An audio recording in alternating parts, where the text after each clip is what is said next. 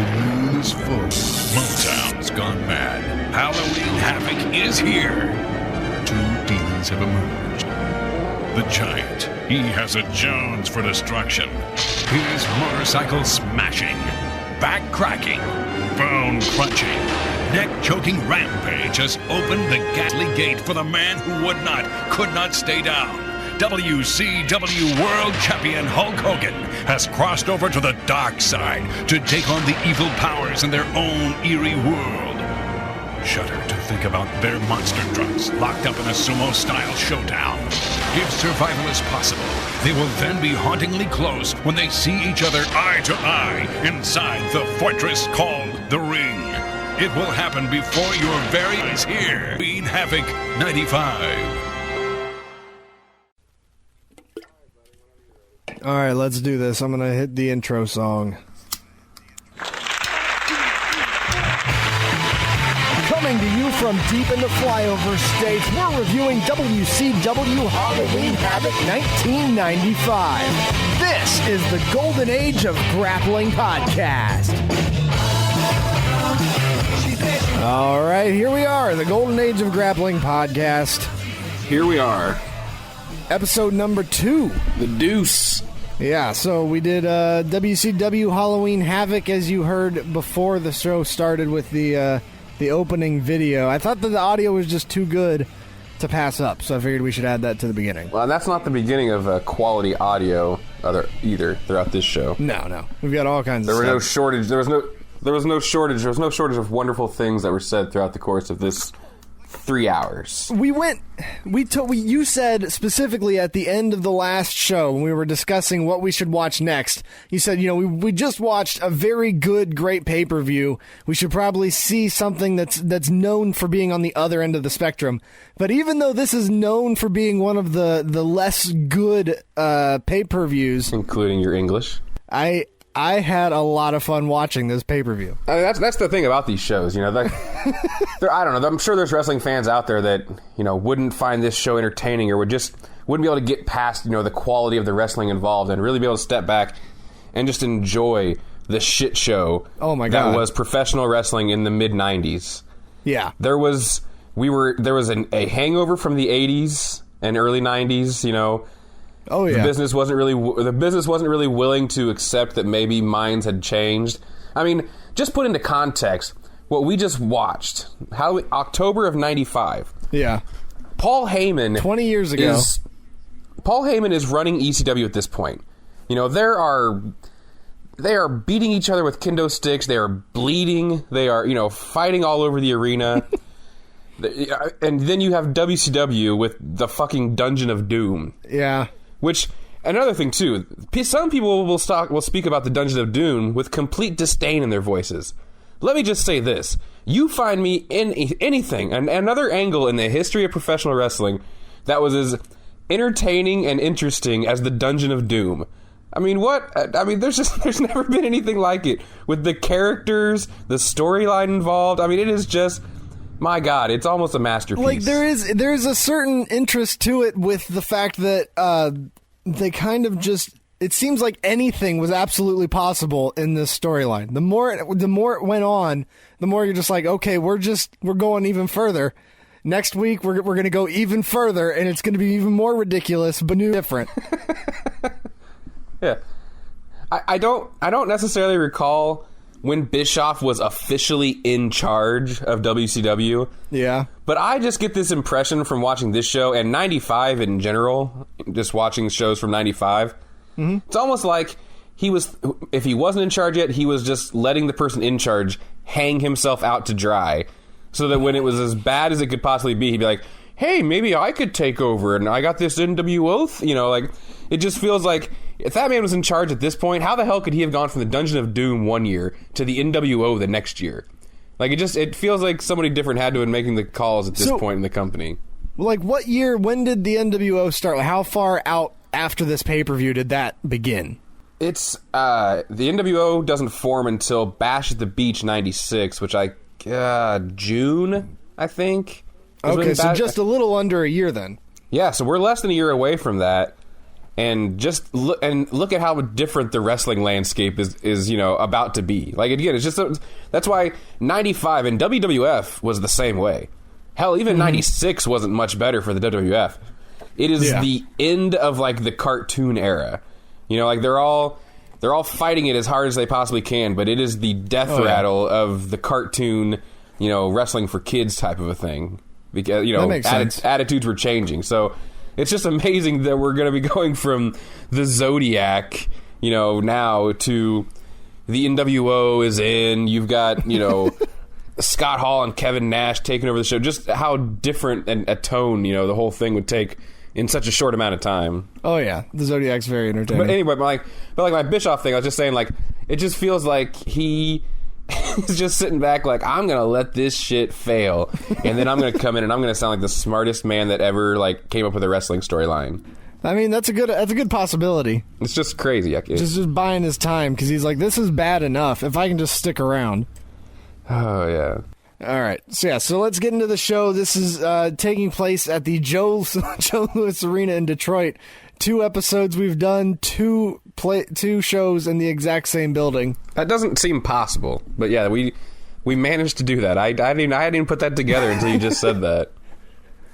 Yeah, so that's the Joe Louis Arena in October 28th, 1995. What was I going to say? That intro video, I loved going into the other dimension and looking at the possibility of, embracing the evil, and that like allows him to take on the fucking Dungeon of Doom. That's a ridiculous video. And I don't know who got into WCW that was just like, where we need to go? Monster trucks. Yeah. Where was the idea? There had to have been some kind of a spike in popularity with monster trucks at the time. I know they brought up Bigfoot. Like, I never gave a shit about monster trucks, so I'm not the best person to ask about this. But maybe there was some kind of resurgence going on in 1995, and they were a big deal in some capacity. I don't remember. Because, and we can talk more about it later. God knows they give us plenty of opportunities to talk about it throughout the show by constantly teasing it. But it's also... Could you imagine how expensive that whole thing was? Oh my gosh, yeah. Two buildings. Like, they built those trucks. They built both of those trucks, and they hired Bob Chandler, the man who built Bigfoot, to not only build the trucks, but to also do commentary, which we'll talk about that later as well. Oh yeah, that's entertaining. And this is, your big pay-per-view, all these high-stakes, important matches. What's the first thing that they push? What is the first fucking thing the announcers pushed? The monster trucks. Oh, immediately. And they're already out there just fucking around. Messing around. And they're the actual guys were in the trucks messing around. Like, they shouldn't be doing that. Like, and then I liked too that the brain was like, they're on the roof of this arena. And Shivani's like, well, actually, it's next door at the Cobo Hall or whatever it's called. The building's been rumbling when they've been up there. Yeah. The building's been rumbling all day. Brain, man. He just talks. But he's awesome. So we get the video going into the very first match well, first off, let's talk about the pre-show matches. Oh, see, I didn't get these. These are probably gyms too. There were 4 pre-show matches on this card. 4? Eddie Guerrero defeated Disco Inferno in match number 1. Would have rather seen that. Paul Orndorff defeated the Renegade in match number 2. I'm glad that wasn't on here. Chris Benoit and Dan Malenko defeated the Blue Bloods, Lord Steven Regal and Robert Eaton. Did you just call Dean Malenko Dan Malenko? Did I say Dan? I thought I said Dean, my writing's bad, so I possibly said Dan. That's a great match. Like, I bet that was a really good match. Like, son of a bitch, why did we had the garbage we got.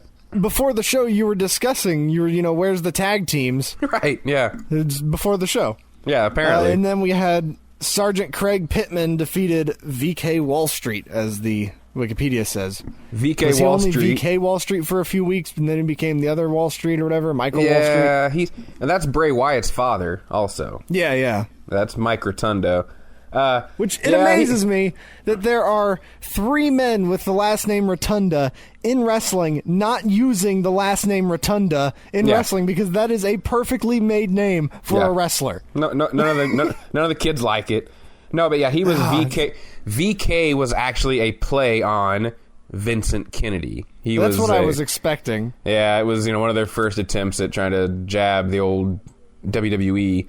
But VK Wall Street became Mr. Wall Street, and then he was one of the low-level NWO members that kind of pulled the look of the group down entirely. So, but yeah, he was a good wrestler once upon a time, just not at that time. Yeah. So then after that, we go into the show. They hype the monster trucks, and then we get the video for the hype of the very first match of the show, which I enjoyed this match. But the hype of the show was, I was confused at the build of this wrestling match, because it looked like it should be fucking Flying Brian against one of these two guys in the video. But then it was like Brian Pillman messed with both of them, and then they ended up fighting each other, and off they go.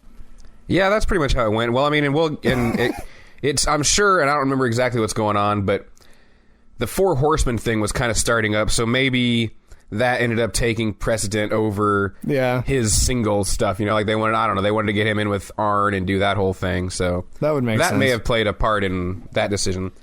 But no, like you were saying, it was a good package for a match. The first match, making it feel like it matters. Like get some background, have some context about these guys. I just love that. Yeah. No, I understand that. Yeah, for sure. All right, so this match, well, how about let's take turns as far as like introducing the matches. I'll do the first one, and then we'll go back and forth. Is that all right? No, it's not fine. Or do you not have those in your notes? Okay. No, I'm just joking. That's fine. Yeah, let's do it. All right, so match number 1, Diamond Dallas Page versus Johnny B. Bad. This match for the TV Championship. DDP's the champion. Yes, DDP is the champion.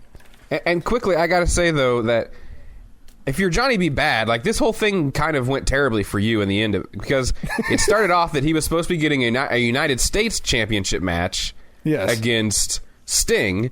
Wow, that's what a great opportunity. Well, somebody beat him up, ended up being DDP, beats him up, and then Flying Brian gets his title shot against Sting instead. And Johnny B. Bad is for some reason, now he gets put in a TV title match against DDP, and doesn't seem like he has a United States Championship match on the horizon at all. So no, they don't even really mention it once the match starts. Seems like he's going backwards. Yeah, that's true. I didn't think about that. And we can't just gloss over this fucking when Johnny B. Bad shows up after he's had his car trouble, and his face is all dirty. Like he has, but the thing that I noticed immediately is that there wasn't a speck on his arms or leg, or his arms or hands. Like he'd been working on his car. I didn't pay attention to that. Apparently, he was just shoving his face in there and using that instead of his hands, because that was his face was filthy, but his hands and arms were fine. How did you know I had 4 flat tires? Yeah. Damn it, Max Muscle. You gave away the proper number of tires that were flat. That was another great part of that thing when he comes in. Oh, gosh.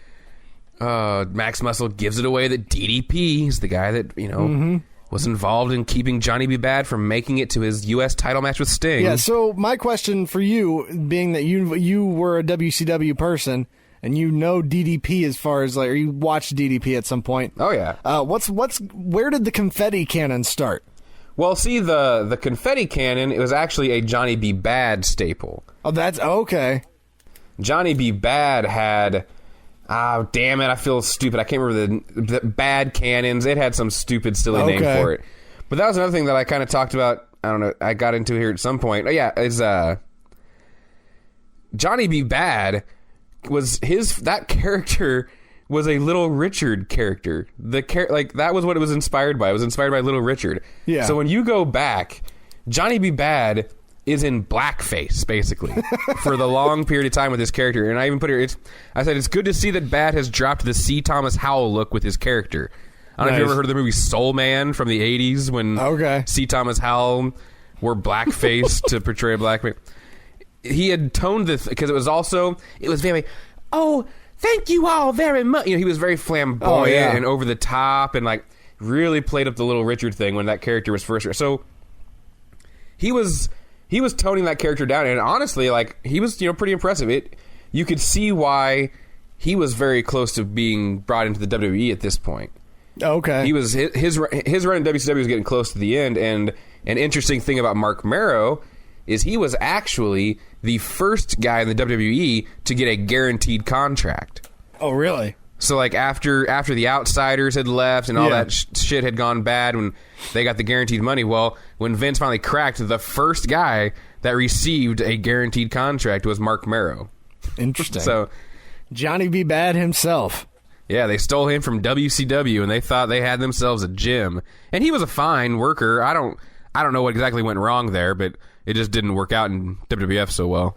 It was interesting in this match because it seemed like his character is supposed to be super athletic, very graceful in the ring, like super fast. That was his. It seemed like that was the idea, was that he was supposed to be that, but he wasn't quite as athletic enough as the things that he was attempting in the ring. It got a little sloppy at parts. It was sloppy, but he was ahead of his time too, from the standpoint that he was doing, like flips over the top rope to the outside, and I mean he was kind of he was doing some lucha moves and stuff that he was probably maybe a little too big for, but he was also one of the few guys that was even trying that kind of stuff. But no, there were some sloppy moments in this match. Before right at the beginning of the match, 20 seconds in, Shivani screams that this will truly go down as one of the most memorable nights in WCW history. One of the most memorable nights, and boy would it be, for all the wrong reasons, unfortunately, but it would be something else. An interesting thing here about DDP, his outfit looks stupid for one thing, but he is 39 years old at this point. It's crazy how late he started. Yeah, he's already 39 years old in 1995. I think he was 43 when he won his first championship, and he's I believe the oldest person in the history to ever win. He's the oldest person to win his first championship. You know what I mean? Okay. Nobody had ever been that old and won the heavyweight title for the first time in the history of wrestling. That's crazy. So it's just amazing at his, like you said, how late he got in, and the fact that he's already 39 at this point. So who was his entourage? We got Max Muscle and the Diamond Doll. Does she have a name? The Diamond Doll, that's Kimberly. I don't know if okay, who's Kimberly? She that was his real life wife, and she posed in Playboy with DDP. Those pictures are kind of awkward. Actually, if you want a good laugh, look up those photos, because he's in the pictures with her, and it's kind of odd, but. All right, I'll have to check that out. And she was around. She was the girl that formed the Nitro Girls when that whole thing happened later. Okay, so this is the girl that's in the 40-Year-Old Virgin movie? Yeah, exactly. Yeah, that's right. I forgot she did that. Okay. Yeah, so yeah, then she ends up. She was his manager, through his rise. She was a big part of his feud with Macho Man when that, kind of the first thing that got him all the way over. Okay. Yeah, she was around for a long time, and then I think it was kind of even a Macho Man Miss Elizabeth situation where I think they got divorced and they were still having to work together. Oh, wow. Type of a thing for a while. But I just listened to him on the Stone Cold podcast, and he was like, I guess they're best friends and everything's cool. So early on in the match, the announcers do take notice of Miss Diamond Doll. Here's a little bit from what they were saying. She's a ditz. She's gorgeous. That's one of my favorite little random parts. And then later on, Tony Schiavone is not happy about that. Don't you talk about her like that. She's gorgeous. I'll say this about Kimberly, though. She may be beautiful. Sorry. He says he's here. Go ahead. Oh, I was just going to say, no, it's not about Kimberly. She played the disgruntled manager well. Yeah. You know what I mean? She was actually acting and was doing as good a job as she possibly could to get across she's not happy with DDP and she's kind of lusting for the Johnny B. Bad character. It was it was subtle. I was kind of impressed. It was kind of subtle, super obvious. But she was also anytime that she noticed she was on camera, that's when all of a sudden just the immediate nods back and forth would start up. Well, but it was almost completely up to her. You know what I mean? I'm just that's saying, true. Her acting was the only thing that really conveyed that was even going on, because I barely can think of the Brain or Shivani ever mentioning anything about she seems unhappy or she wants to go. I don't remember them really mentioning that. They do start to talk about it, because that's what leads into this part here. She may be beautiful, but there's nothing happening between them ears. How do you know? Because if there was something happening, she'd smile. She'd show those pearly whites. What the fuck does that mean? She was disapproving at that point. She was shaking her head, and he was just like, she should be smiling. DDP's doing well. It was right after one of the hair pulls. It was interesting. Well, and they had that whole gimmick too, where she would hold up like scorecards after DDP's moves. So yeah, maybe that was it. I remember I think at some point like they mentioned that she wasn't doing that as much as she should. You know, like she wasn't. She didn't hold up a scorecard on that one. Well, because he starts calling for 10s every time. Oh yeah, that's true. And she's just like, no. She's like, I'm the only 10 here. I don't remember why I had this, but I feel like it had to be funny. DDP has a bucket on his head. Do you remember when DDP had a bucket on his head? Yes, I wrote that down too. I wrote that there was this weird, like, muddy, rusty bucket next to the ringside. I don't know why there's a bucket down there. Who knows? Like, God only knows what went into it. But yeah, these guys actually, like, that surprised me too. Like, this was there was a lot going on for a first match. And I thought it was kind of funny, too, that Heenan almost made, like, what seemed like a backhanded comment about that, too. You know, like, boy, these guys have been outside and inside and, you know. But it kind of seemed like he was saying it's it's too much for a first match, guys, you know. Yeah. I mean, that could be what he was saying, because this is one of, like, there's more story in this match than a lot of the matches later to come in the show. That actually feeds into each other. Yeah, this might be the longest match on the card. Because I think this was about... It's possible. I think it was like 17 minutes long. And I mean... And I have here, it was too long. You know what I mean? Like, I think this was one of the more entertaining matches. It did go back and forth just a few too many times. Yeah, this was definitely... And this is... I don't know if this is saying a good thing or not, but probably one of the most entertaining matches on the card. It's just as far as pure wrestling goes. There were plenty of more entertaining parts of this show. But this might have been, as far as a match goes, wrestling-wise... It might have been one of the highlights. Not quite the best part. I thought it was interesting when Diamond Doll kind of turned on DDP officially midway through the match by giving Bad a 10 after he hit the double axe handle off the turnbuckle. I had the same thing. I will rule you. I was like, Kimberly gave him a 10 for a double axe handle. Also, like at one point, they make the offhand comment about Hogan and the Giant have just had to be forced to leave their trucks. like as if they're like sad kids that aren't allowed to play anymore. Like Shivani makes a point to say, I'm hearing now that Hogan and the Giant have been asked to leave their trucks and are coming into the arena. But if you really think about that, why do they have to leave their trucks? Like, that happens before their match. They're just coming in so that they can talk for a minute on camera, and then they'll go back out and get in their truck. Yeah, another thing... But yeah, you're right, that they do feel... But if I was a wrestler and they were like, tonight you're going to get into play in these monster trucks, I'd be like, well, I want to get as much time in the monster trucks as possible. Right. Just another few, like, fun, like, stupid things that were going on at this time. DDP had just won the lottery in storyline at this point. He had just won $13.6 million.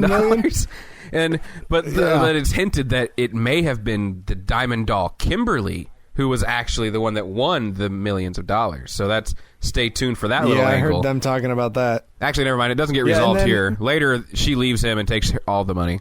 But anyway, go ahead. A little bit after the double axe handle, Siobhan, and that's another moment to remember in WCW history. Ah, yes. I fondly remember them constantly that showing moment they were outside the ring. That moment when Bad jumped off the top rope with the double axe handle. Yes, that went down in WCW history as one of its highlights. So the match. Go ahead. Just a quick. I was going to go to the end of the match, but no. Heenan says more funny shit than I can keep up with. But when he's talking about Tony, I was on the plane today. The pilot came back. The pilot was asking me questions. He wanted to know what was going on with this show. He wanted to know what was going on with Hogan and Savage and Luger. And then I said, "Hey, who's flying this thing anyway?" You know, he just goes off on those like amazing little things. Another thing. Oh, dude, he has so much to say throughout the show. Yeah, Johnny B. Bad is one of those wrestlers that every one of his moves is like uses his name in the title. So when he did the flip to the outside, I think it was called the Bad Mood or something like that. And then go to the finish because I have a laugh about that. But the match ends when Max interferes by holding Bad, and then Bad gets free, ducking the DDP punch. DDP doesn't hit Max though. No. He then gets rolled up. DDP gets rolled up by Bad for a 2 count. DDP then holds Bad so Max can clothesline him. Bad again slips out. Max hits DDP instead with the clothesline. And then Bad just lays on top of DDP for the pin. For such a solid match throughout like the duration of it, God, the finish was terrible. Oh my God, a clothesline. And Max Muscle, man. Max Muscle is one of those guys where, thank God, like, it doesn't exist in wrestling anymore, when you would just hire the big muscle-bound guys. Oh, yeah. And they would find things for them to do. Like, you never know why this guy has a job. Stand outside the ring and go, DDP. DDP. Yeah, he telegraphed that shot at the end so bad. He, like, held his arms up in a double axe handle position for, like, 5 seconds, and then just ended up slapping him on the chest instead of... He didn't even do a double axe handle. Like, it... So bad. Just bad. Bad stuff. And then DDP goes down, and it wasn't even an immediate pin. It was like 3 seconds because he punched Max and then turned around, laid down, and then the pin, 1, 2, 3. It was just way too much power for that fucking clothesline. So yeah, bad finish to a good match. That's exactly what I put. Good match, weak finish. A clothesline. So then we have more discussion of the monster truck match, explaining that both trucks are locked together by the bumpers. So we're definitely not going to get one of the trucks falling off the roof, because then they would both fall off. Man, we'll roof. talk about that more when we get there. But how fucking stupid is that, man? Like, watching them, I didn't know they were going to be connected. No, and especially when they show you the video at the very beginning when they're just, like, jostling back and forth, not locked together. It's much more entertaining. Right. I thought it was going to be like Demolition Derby style. Yeah. So yeah, we go quickly into match number 2, though. Well, and then one thing, too, that during the monster truck talk, Shivani's, like, talking about the giant wrestling, and the brain quickly says, I've never seen him wrestle. And then Tony Schiavone's like, oh, yes, he's never wrestled before this. It's like, oh my gosh, guys. Get on the same page. Oh, gosh. All right, so if you want to go ahead and start match 2? Yes. No. Yes. No. The Zodiac versus the Macho Man. What a shit show, man. And like, oh my gosh. From the land of yin and yang, the Zodiac. Interesting little pop-up video fact here. Zodiac is actually coming out to what would become Rey Mysterio Jr.'s music. Oh, okay. That classic, that dun, dun, dun, dun, dun, dun, dun, dun. That would be Rey Mysterio's music until basically he was like a filthy animal. That's interesting. And for all this like hype and promotion of the Dungeon of Doom, outside of like the Giants treatment, the rest of these guys are turned into a joke before their matches are over. Like, I mean... Oh, my gosh. You're going to have, like, this guy... Because they also just recently introduced most of these, like, characters to the dungeon. And I feel like they come rapidly. Like, week after week, we get a new person. I can't remember which show it happens on, but, man, I should have sent you the video of, like, when the reveal comes with all these characters. It is one of the most ridiculous segments of television you've ever seen, you know, but... So for no reason at all, because we find out that instead of just... billing and booking and promoting a great Luger versus Macho Man match, they're going to have matches, individual matches, and if they win, then they get to fight each other later in the show. Well, see, that was one of my questions, is this a tournament style where if Ming wins, then he fights Savage later, or do they just both have to win in order to get the right to fight each other? But the Dungeon of Doom guys, they don't get to advance. If they win, they just win the match. Yeah, no, I gathered, and I'm pretty sure... It's just literally Macho Man has to win his match and Lex has to win his match, or else that match just wouldn't have happened. So if the Macho Man had beat the Zodiac and Luger lost his match later, which we'll get into, I guess the match that they had wouldn't have taken place. My goodness. I don't understand why it was happening. I mean, I know they're kind of playing this like angle with Luger... And is he or isn't he in the dungeon? And I don't know if that had something to do with it. It just, I didn't understand it. Like, why not just put the Harlem Heat here, put the Harlem Heat fighting the Nasty Boys in this spot, and just have Luger and Macho Man fight later, you know? Instead we sit through two pretty bad matches to then watch two guys that are kind of tired at that point have not that great of a match, when maybe they could have put on a decent show. Yeah, so the whole time that Savage's music is playing as he's walking down to the ring, Zodiac is still standing in the corner, like posing, like the crowd is cheering for him.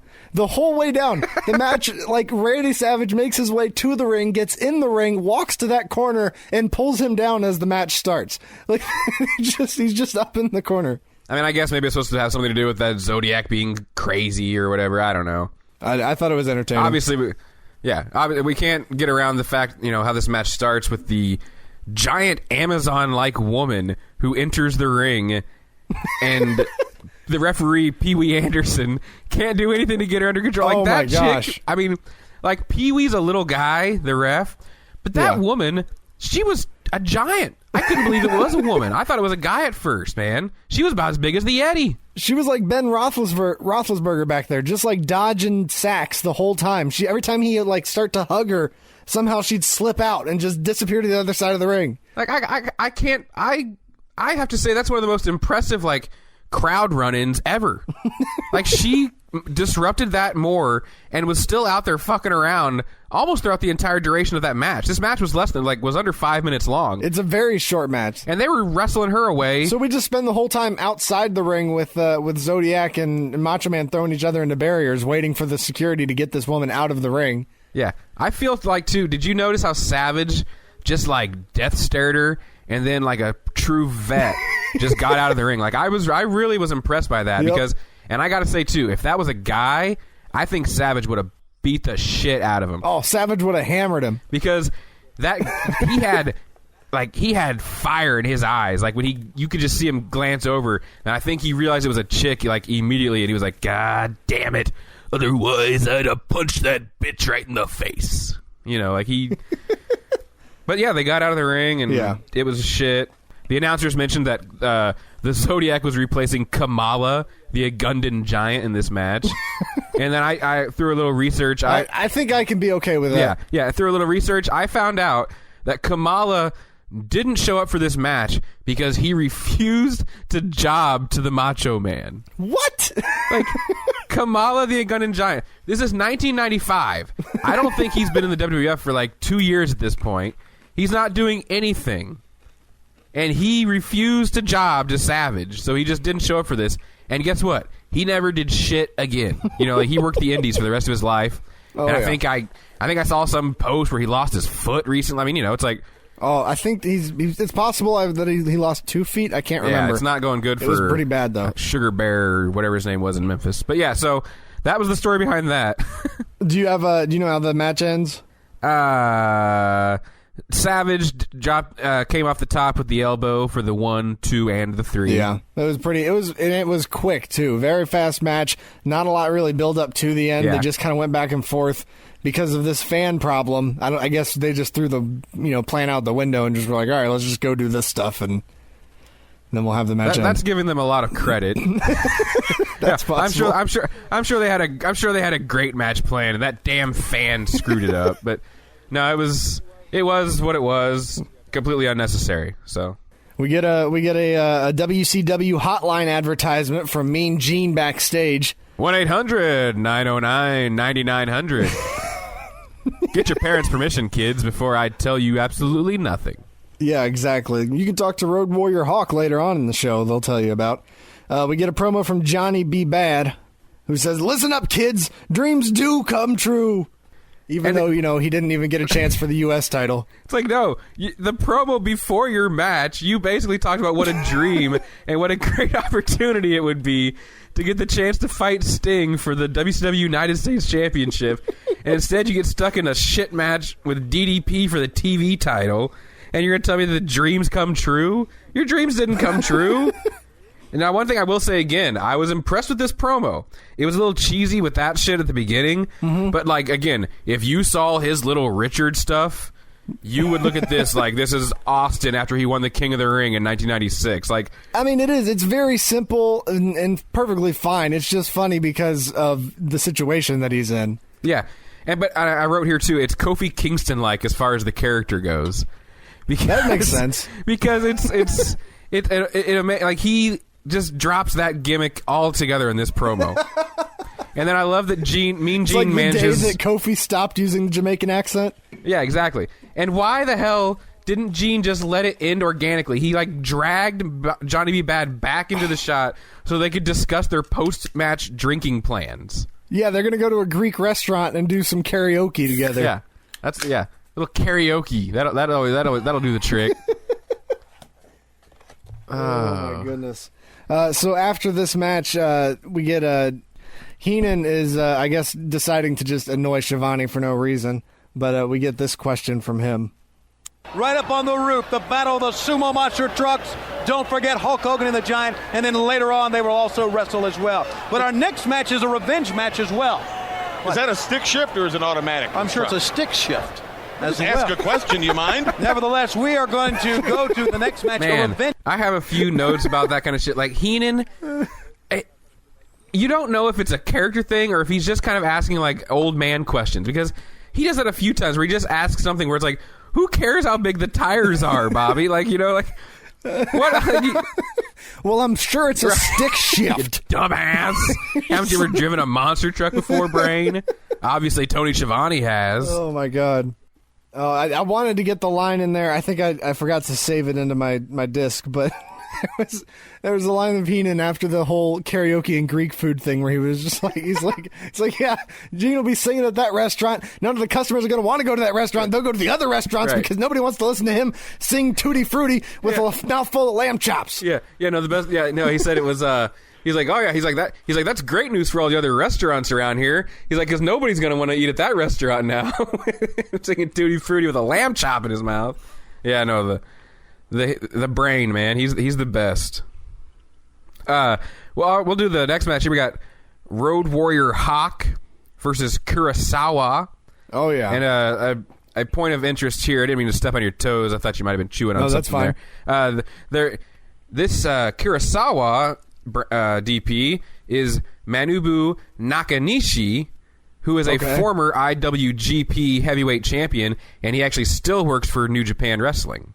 Oh, shit. So I don't know if you've seen Nakanishi. I don't know if that name rings a bell at all, but that's... I don't believe I've seen him. He's 48, so I don't know how often he's working, but they did just make a point to mention that he was still working in New Japan. That's pretty interesting. And he is being led to the ring by one of my all-time favorite managers, Colonel Parker. Mr. Southern Gentleman himself, Robert Fuller, otherwise known as Tennessee Lee. God. Tennessee Lee. Oh, man, he was great with Jeff Jarrett. Oh, yeah, I did a lot for that guy's career. He's just one of the best. Like, they just don't make him like that anymore. You know, like, they just won't. He's just an old, character-driven manager, you know? Like, just... Oh, yeah. He's very absolutely entertaining. I guess the last one that we really got like that was Armando Alejandro Estrada. Yeah, exactly. You know, like, Jesus, heaven forbid a guy has a little bit of character. Now, I will say that the time that when he was managing Harlem Heat, that did look a little bad. Like, there was just something about the Southern plantation owner, you know, like managing, you know, the Harlem Heat out to the ring. So a little too much like Mr. Candy. Yeah, a little too much like that. So at one point, Heenan starts putting over how tough Hawk is, realizes what he's saying when Schiavone agrees with him, so then he goes, yeah, he's goofy. He's a goofball. he was talking about how, like, yeah, well, his arm could be hanging by a string and he'd still be out there fighting. And Schiavone's just like, yeah, you're right. He's a really tough guy. And he's just like, oh, wait, no, he's a goofball. He's not tough. And that's just something else that I noticed too. And I mean, just in typical Road Warrior fashion, they actually have another video package promoting this match, talking about Hawk's arm and how it's been broken by Kurosawa and how there's no way. And that dude goes out there and within the first 10 seconds of this match, completely no-sells it.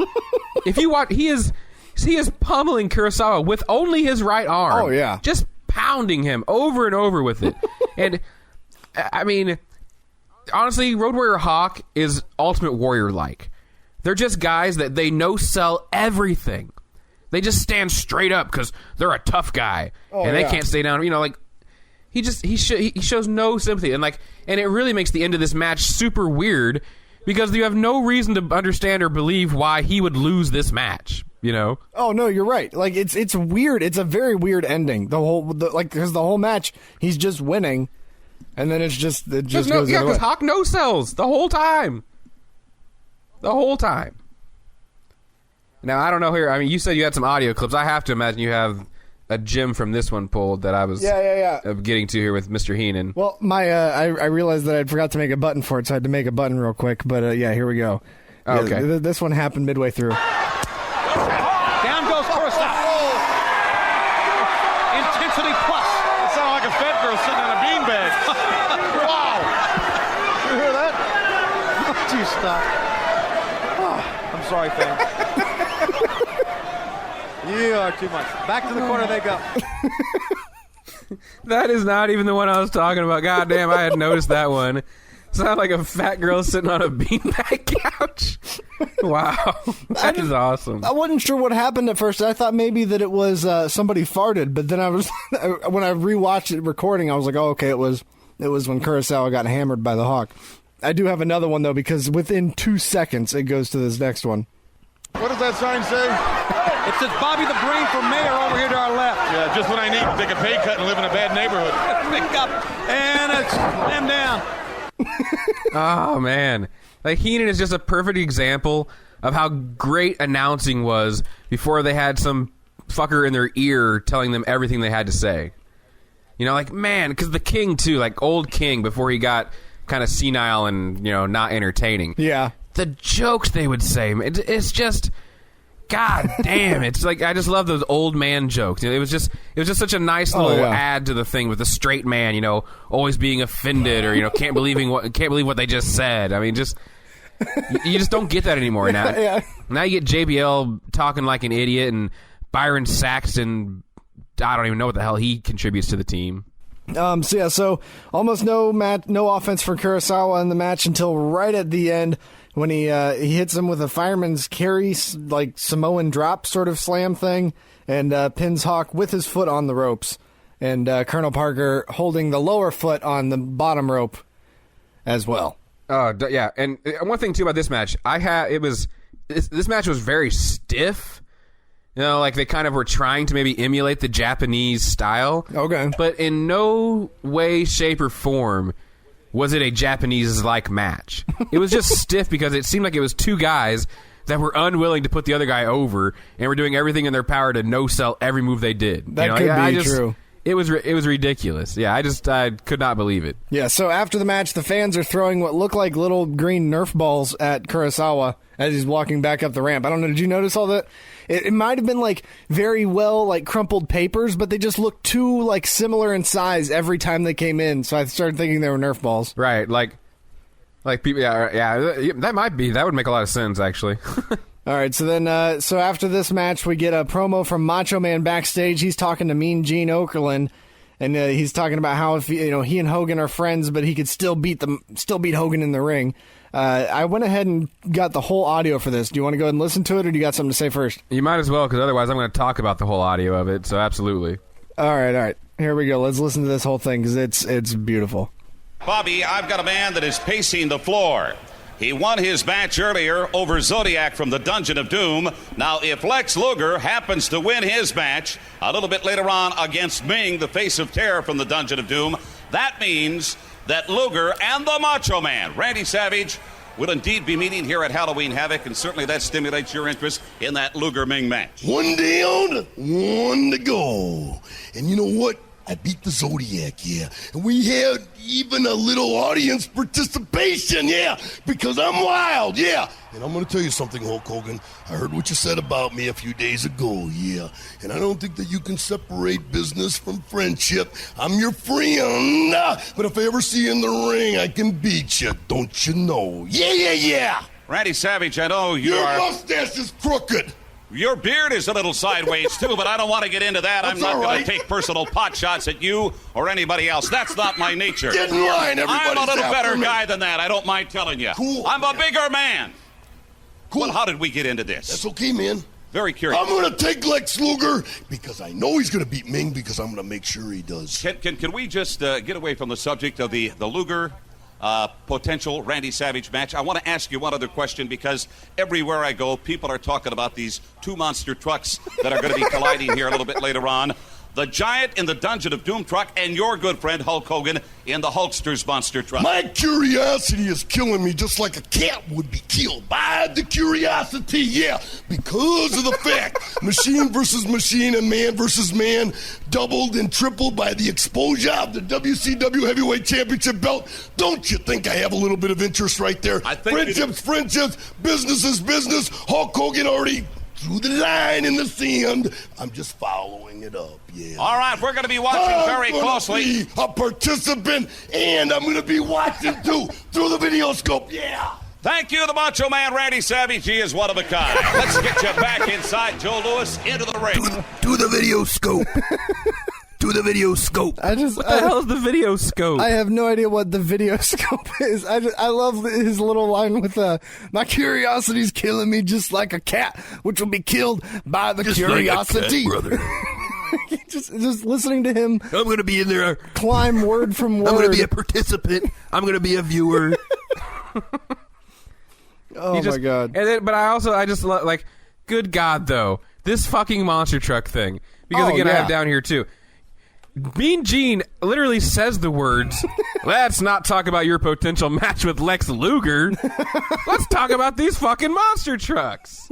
I was just like, seriously? Well, yeah. Like, why would, as a fan, you've just told me, that fucking match with Macho Man and Luger doesn't matter.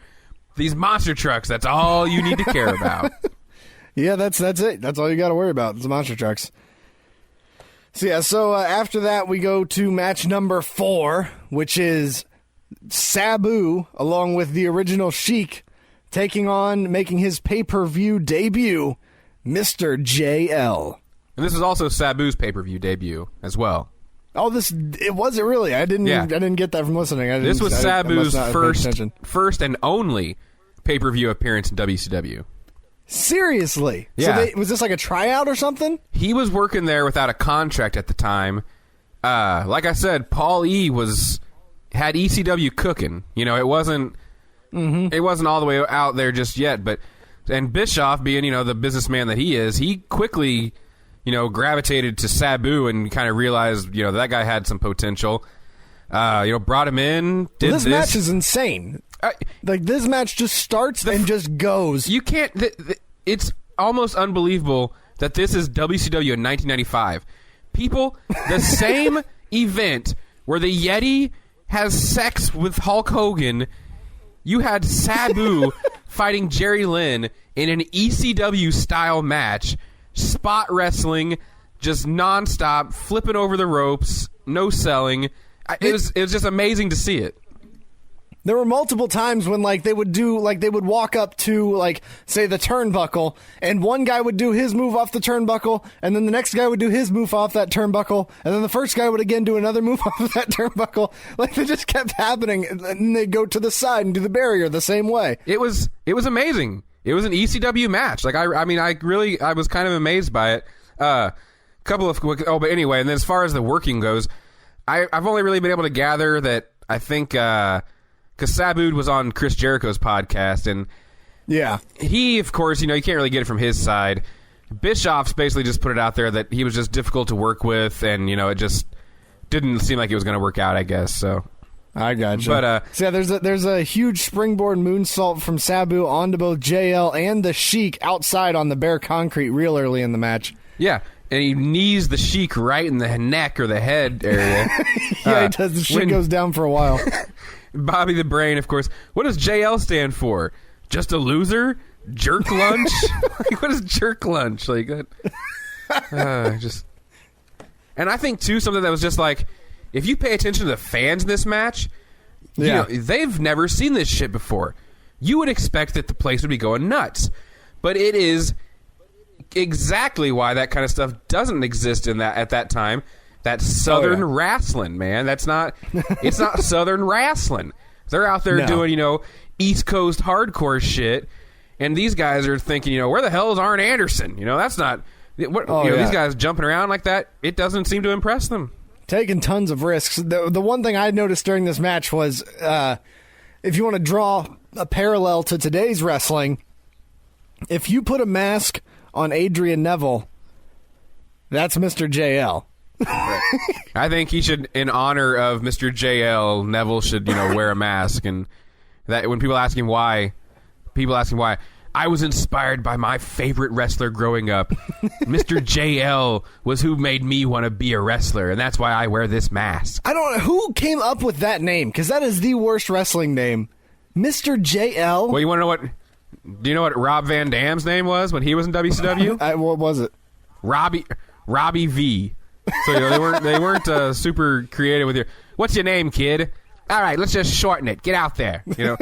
And I don't know why he's wearing a mask. He's not, because this is literally like It's kind of funny to think about, but Jerry Lynn was like the original luchador in WCW. Mm-hmm. You know, like, as far as guys wearing masks goes, I think he might have been the only guy at this point doing, you know, like, you didn't have Ray and La Parka and Hoovy and Psychosis, you know, like, you could almost say Mr. JL is the original, like, cruiserweight almost. So Sabu does a flipping leg drop over the ropes from the apron onto JL's head, where he just sits on Jerry Lynn's head. And the announcers even bring mention to it. Oh, it was you couldn't deny it. I mean, he literally squashed his head, man. Like, if he wasn't wearing a mask, I wouldn't be surprised if his nose wasn't bleeding. Oh, God, that had to hurt so bad. The match ends when Sabu hits what Shivani calls a lateral press.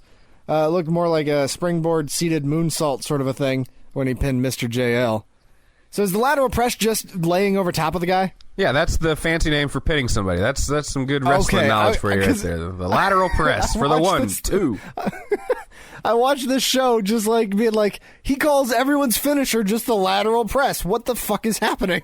I'm almost positive, like, Tony Schiavone, because, I mean, literally, the lateral press, he's got to be the only person in the world that ever said it. But he says it so often that to this day, like, I remember, like, what a lateral press is, you know? Because he might be the only person that's ever called that move, but he did it so often. It seemed like, you know, it was a big deal. I don't know. Post-match, we get a fireball from the Sheik, missed completely by the production crew. It's because I don't think he was supposed to do it. It just, I don't, like, I think he just did it. Because I'm pretty sure, like, that's, like... He was just like, I'm going to do this shit. Yeah, I think that's, like, his shtick. You know, like, I think that was something he used to do. You know, like, the fireball. But I got to get my shit But they probably didn't clear it. Because that's, like, a total fire marshal thing. And I think, God damn it, now that I'm thinking, I wish I would have recalled this completely or made note of it. But I think Sabu on that Jericho podcast even talks about that. Or somewhere I saw... Because I think, like, they were pissed about it happening. Like, the fire marshal or somebody was pissed about it happening because nobody knew it was going to happen. I was going to say, like, the production acted like they had no idea. It might have been a different night. That might have been an ECW he was telling a story about. But yeah, I can remember sometime where, like, they pissed off a fire marshal with a spot, like, pretty close to that. Okay. So then we go back to Heenan and Shivani talking up the recap. And they talk up and recap the appearance of the Giant and the Dungeon of Doom.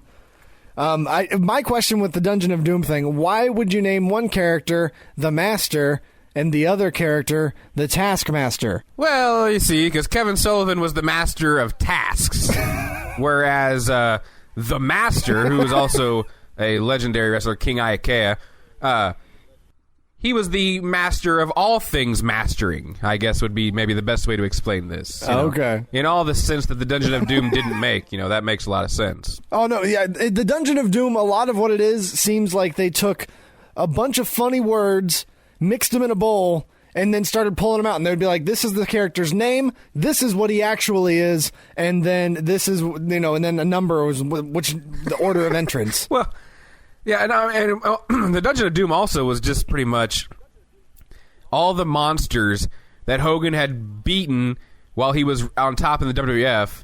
Let's bring him into WCW, and we're just going to have him do the same shit, you know? We'll change their names.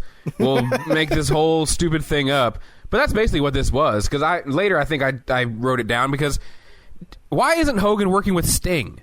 Why isn't he working Savage, Luger, Flair? Like, all these, like, great guys. Yeah. It's because Hogan was insecure. Like, apparently this was more Hogan's idea than anybody's.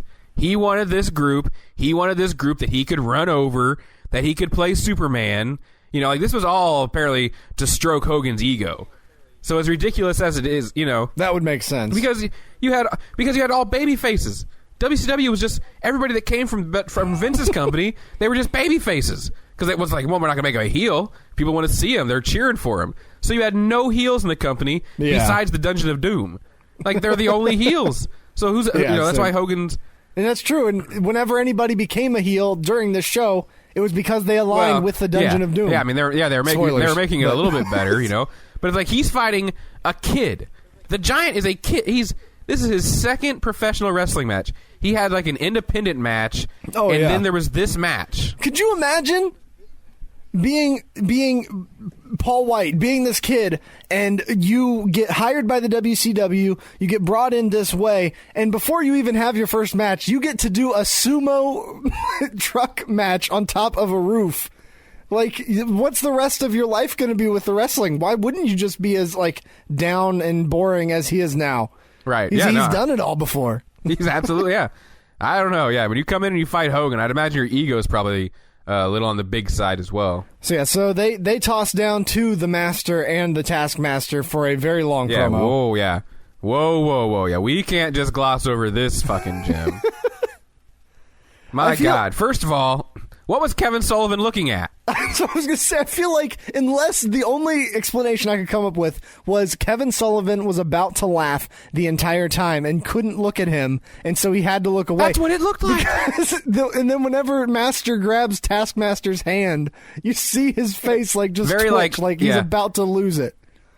Right, that's very like awkward old man thing to do too. You know how like old people like grab you by the wrist when they're talking to you? Oh yes, like, my son.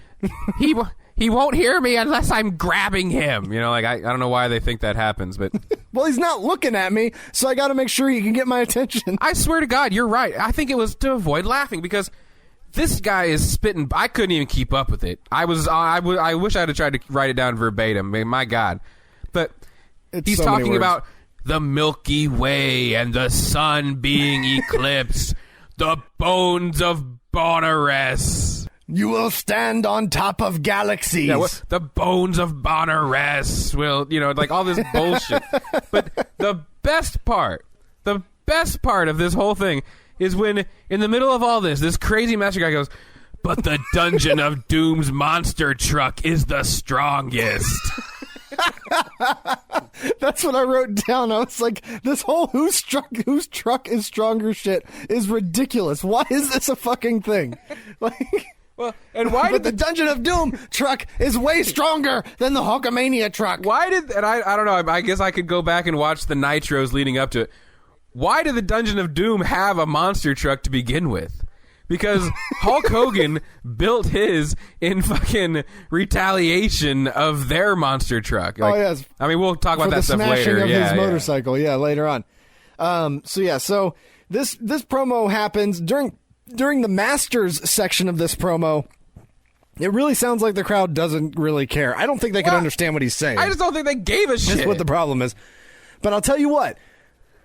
Kevin Sullivan gets them going, man. By the end of his little feud, his little run of words, they are booing quite a bit. And I don't remember when it really happens, reacting at the end. They kind of fade out the Master character because Kevin Sullivan is one of the greatest heels of all time. Like, if I was going to sit here and I was going to, off the top of my fucking head, y'all, try to give you, the top 5 most underrated heels of all time, definitely, underrated heels, Kevin Sullivan might be at the top of that list. I mean, just, nobody really remembers it because it was such a dark time in wrestling, and by the time, the NWO came in, I don't even remember if he was still on TV, and if he was looking pretty bad, But how about the footage of the Yeti from the Himalayas breaking out of the ice on Nitro? Oh my gosh. That footage is fantastic. I mean, as stupid as it is, that is the kind of, that is some cliffhanging shit though, I mean, it was the stupid Yeti, but to have, just this monster erupt from this ice, and then they just go to fucking copyright. I'm sure the whole show they had the ice being shown, right? And it looks like the ice is still there. It might be getting close. Was that the case, or was it one of those things where it was just out of nowhere? They were just and we have this block of ice. Again, and then it explodes. I should have done more research. In my dream world, I have this fantasy that they had this giant block of ice on the stage for weeks leading up to and it was melting, and so it was just this looming threat over their shoulder every week, and then finally at the end of that Nitro it was melted enough that he emerged, Brendan Fraser in Encino Man style. But I'm not. That would be perfect. I think instead it was terrible, and it was just this 1 week, 1 week of the ice being there, and then it broke. Okay, so this begins my obsession with the rest of this show is Tony Schiavone's pronunciation of the Yeti. We saw the Yeti, and apparently the Yeti is here as well. Why? Stop saying it like that. The Yeti. Why? Who told him to say it like that? Or is there or do they have some copyright fear where they're like, oh no, the Yeti is a property owned by Universal I don't know, like, why aren't they just fucking it's a character saying owned by the people that produced the Rudolph movie? Right. Like, just say the Yeti. What are you saying, Tony Schiavone? Like, my God. The Yeti! The Yeti! I don't know.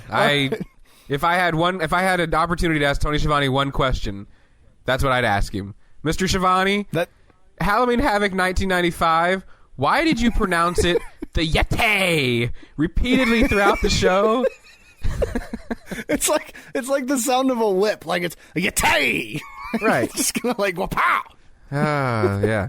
So all right. So after this, as if that wasn't bad enough. Go please.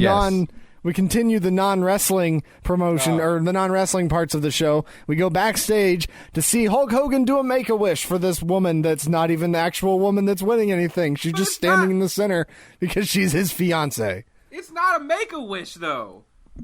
It's like I know. Contest. I would have stomached a Make-A-Wish. That I would have been like, well, all right, at least it's for. This is some bullshit co-promotion with Harley Davidson that you're plopping in the middle of this pay-per-view, as if this shit isn't ridiculous enough. Well, once you see this, then later when we see the video recapping why the Dungeon of Doom has the monster truck and why Hulk Hogan built his monster truck, it's like this has all been just like product placement. This is the Domino's scene in Wayne's World. What is happening? Oh yeah, absolutely.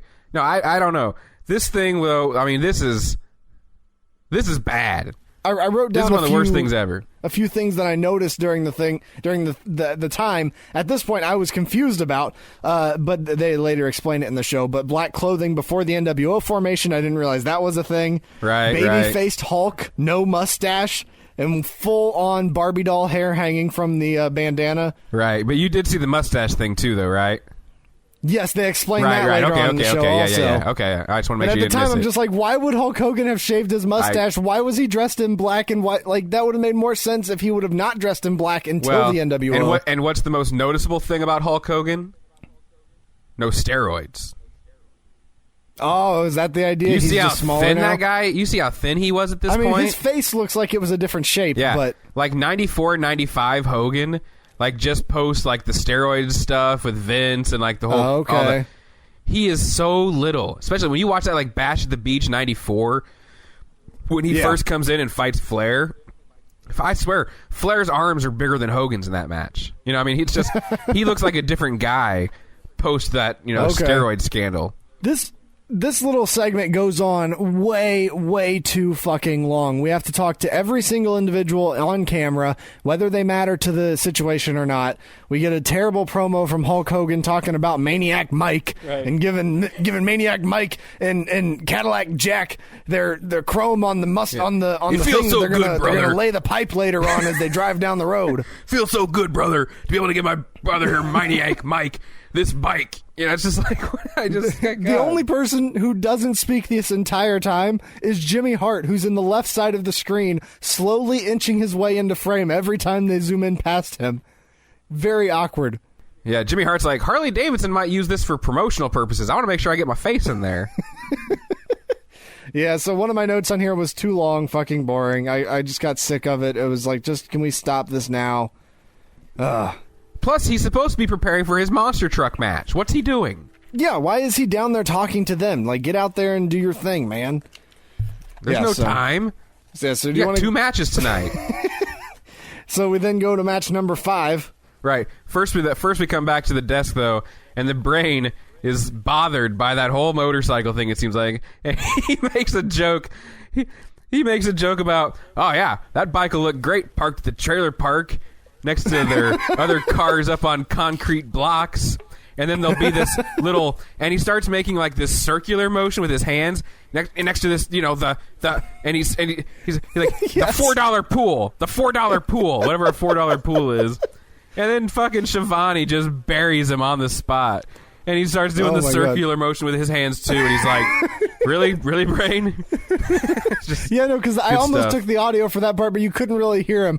But you hear it, like he's the Brain. The Brain just goes, "Oh, I'd like to hit you right now." Shivani says something, that was perfect. and you hear I just loved under, it. he goes, just stop. It's ridiculous. Right. So, but anyway, sorry, not to delay things, but I mean, any chance to talk about the brain. Next match, for Lex Luger's opportunity to fight the Macho Man later in the show, it is Ming versus Lex Luger. Wait, hold on. You said that wrong. You're supposed to say Ming. Old David Pinzer. He's one of the best announcers ever. I think that was Pinzer. I don't think Gary Michael Capetta was still around. So yeah, we get another dose of the Dungeon of Doom here.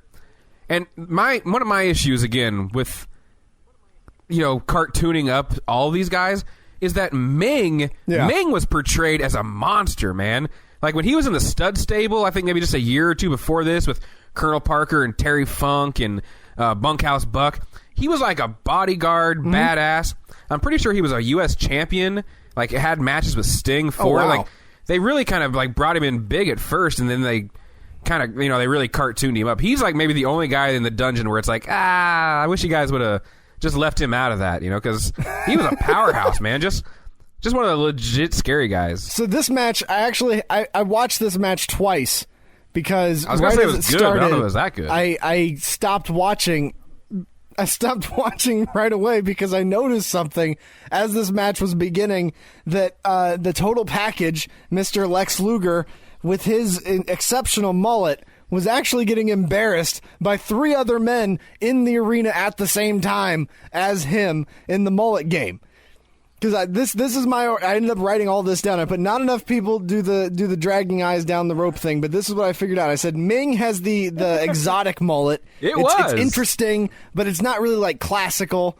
It's all right. It's okay. But then I think that mullet loses to the referee's mullet, Mr. Nick Patrick, with the classic Kenny Powers majestic mullet that doesn't move when his head moves. I thought that was an impressive mullet. I've been calling for Danny McBride to portray Nick Patrick in the Nick Patrick story for years now. I think it's long overdue. That would be an entertaining movie. It's long overdue. Nick Patrick also has the most unique count in the history of refereeing. Never has a man gotten so low to the ground and lifted his hand barely off the mat for 3. Like, it's so fucking weird, and nobody else does it like that. Yes, and so the only person that I think Luger's mullet beats is Mr. Kevin Sullivan, number 5 down here with the skullet down the bottom. His is a little bit weak. Yeah. But yeah, I was just like, all 5 of these men have the same haircut, different variations, but the same fucking haircut. What is happening in 1995? I'll say this. This is 89 material. Yeah, Kevin Sullivan's skullet is fucking better than Hulk Hogan's. At least I believe Kevin Sullivan's hair is real, at least. Yeah, you're probably right on that one. It's not Barbie hair. So at this point, I realized that the match had basically gone past, and so I stopped it and rewound it and watched it again. Yeah. But go ahead. What happens in this match? Well, just a few things here. This is kind of, throughout the show, they're teasing and kind of playing on a possibility of Luger joining the Dungeon of Doom. There's been run-ins where he's been spared while they've beat up Sting and Savage. It's causing dissension between him and the other faces. And I just have down here, this Lex Luger stuff is better than anything Hogan and the Giant are doing. I think it's the most compelling storyline throughout the show. I wish they would have found a way to make it the main event, because I think that I could have seen his that. Potential heel turn is way more interesting than this stupid monster truck shit. He is using a lot of heelish moves during this match.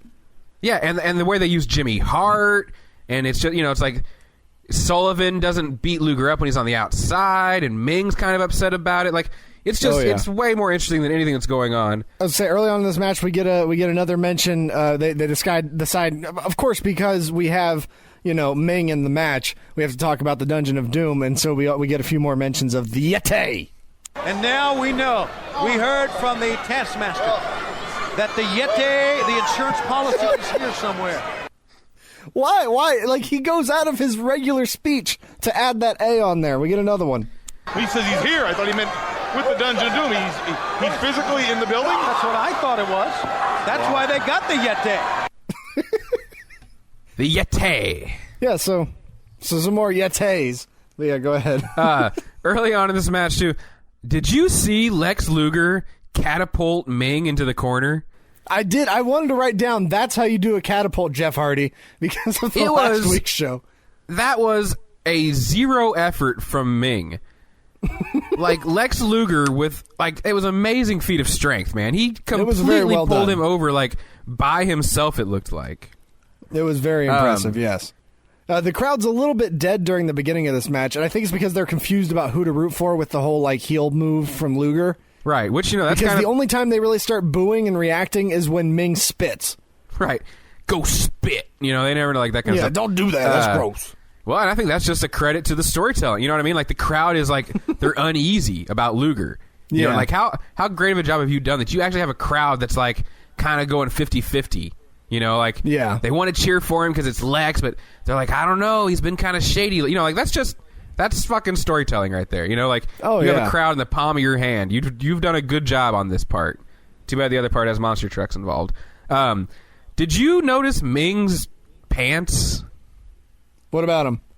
What the fuck was on his truck? Did you see that? It literally looked like there was a vagina on his left butt cheek, and then this weird, like, hand with long fingers that were poking it. It was the strangest thing. I don't know what the hell it was, but that's literally what it looked like. It was weird as hell. I'll have to look that up. It was just amazing. Yeah, so like you said, the story of the match is Luger maybe switching. The way that they kind of choose to tell that story is lots of shots of sad eyes Kevin Sullivan. He is, man. He's just any time that just oh.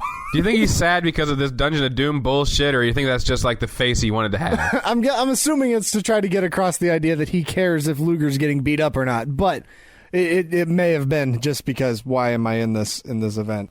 Yeah, I enjoyed Heenan at one point hasn't explained it to me like I'm 5 with Tony Schiavone about being a heel. What is like this? They go to this whole thing where like Tony Schiavone, like, you know, what is he doing? How could he be doing that? And Bobby Heenan's literally just like, did the ref see it? And Tony Schiavone's like, no. It's like, well, then it doesn't matter. You know, it's just like has to explain it to Tony Schiavone, like, you idiot. You know, like, yeah, he cheated, but he's getting away with it. That's how this shit works. Yeah, and Tony Schiavone lets us know why we should watch WCW wrestling.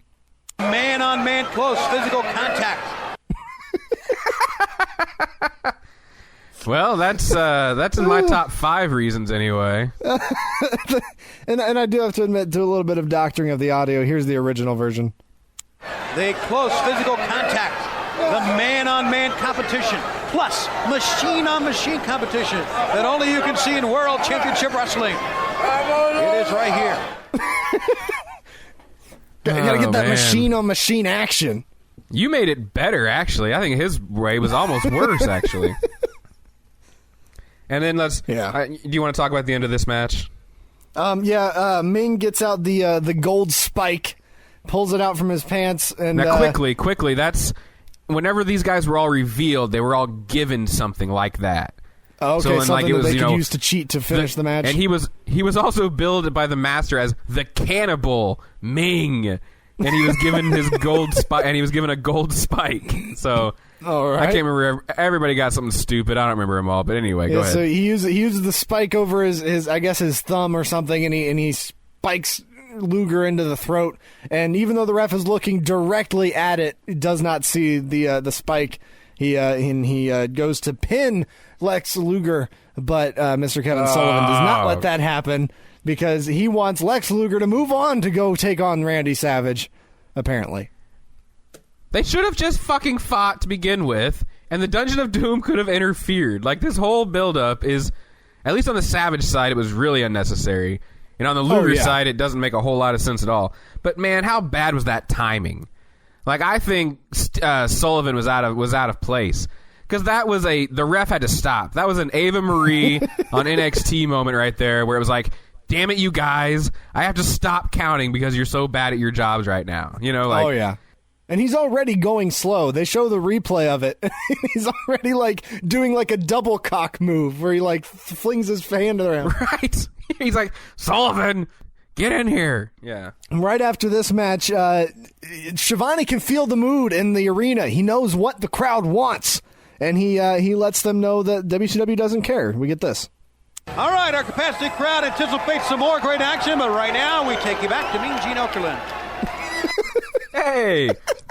The capacity crowd anticipating some great action after that amazing match, but we're going to go talk in the background. I will say that's one thing WCW is terrible at on this show, man. And I don't know if it was like consistent, but they get that crowd hot. You know, oh man, all right. That match was pretty good, and everybody's like kind of excited. Get somebody out there. Oh no, not in WCW. We have to go fucking have Mean Gene pimp the fucking hotline or do some unnecessary promo with somebody back. Like, I don't know if there's a time on this show where there were just 2 consecutive matches. You know what I mean? Like, uninterrupted. Doesn't feel like just it. going from one match, video, next match. No, every time it's like there's like 10 minutes of bullshit in between every match. And whenever they go to Schiavone and Heenan, it never looks like they have anything specific to talk about. They're just kind of like, all right, well, we've been told we have 2 minutes to speak, so what do you think about these monster trucks, huh? Just and like you know, bullshit.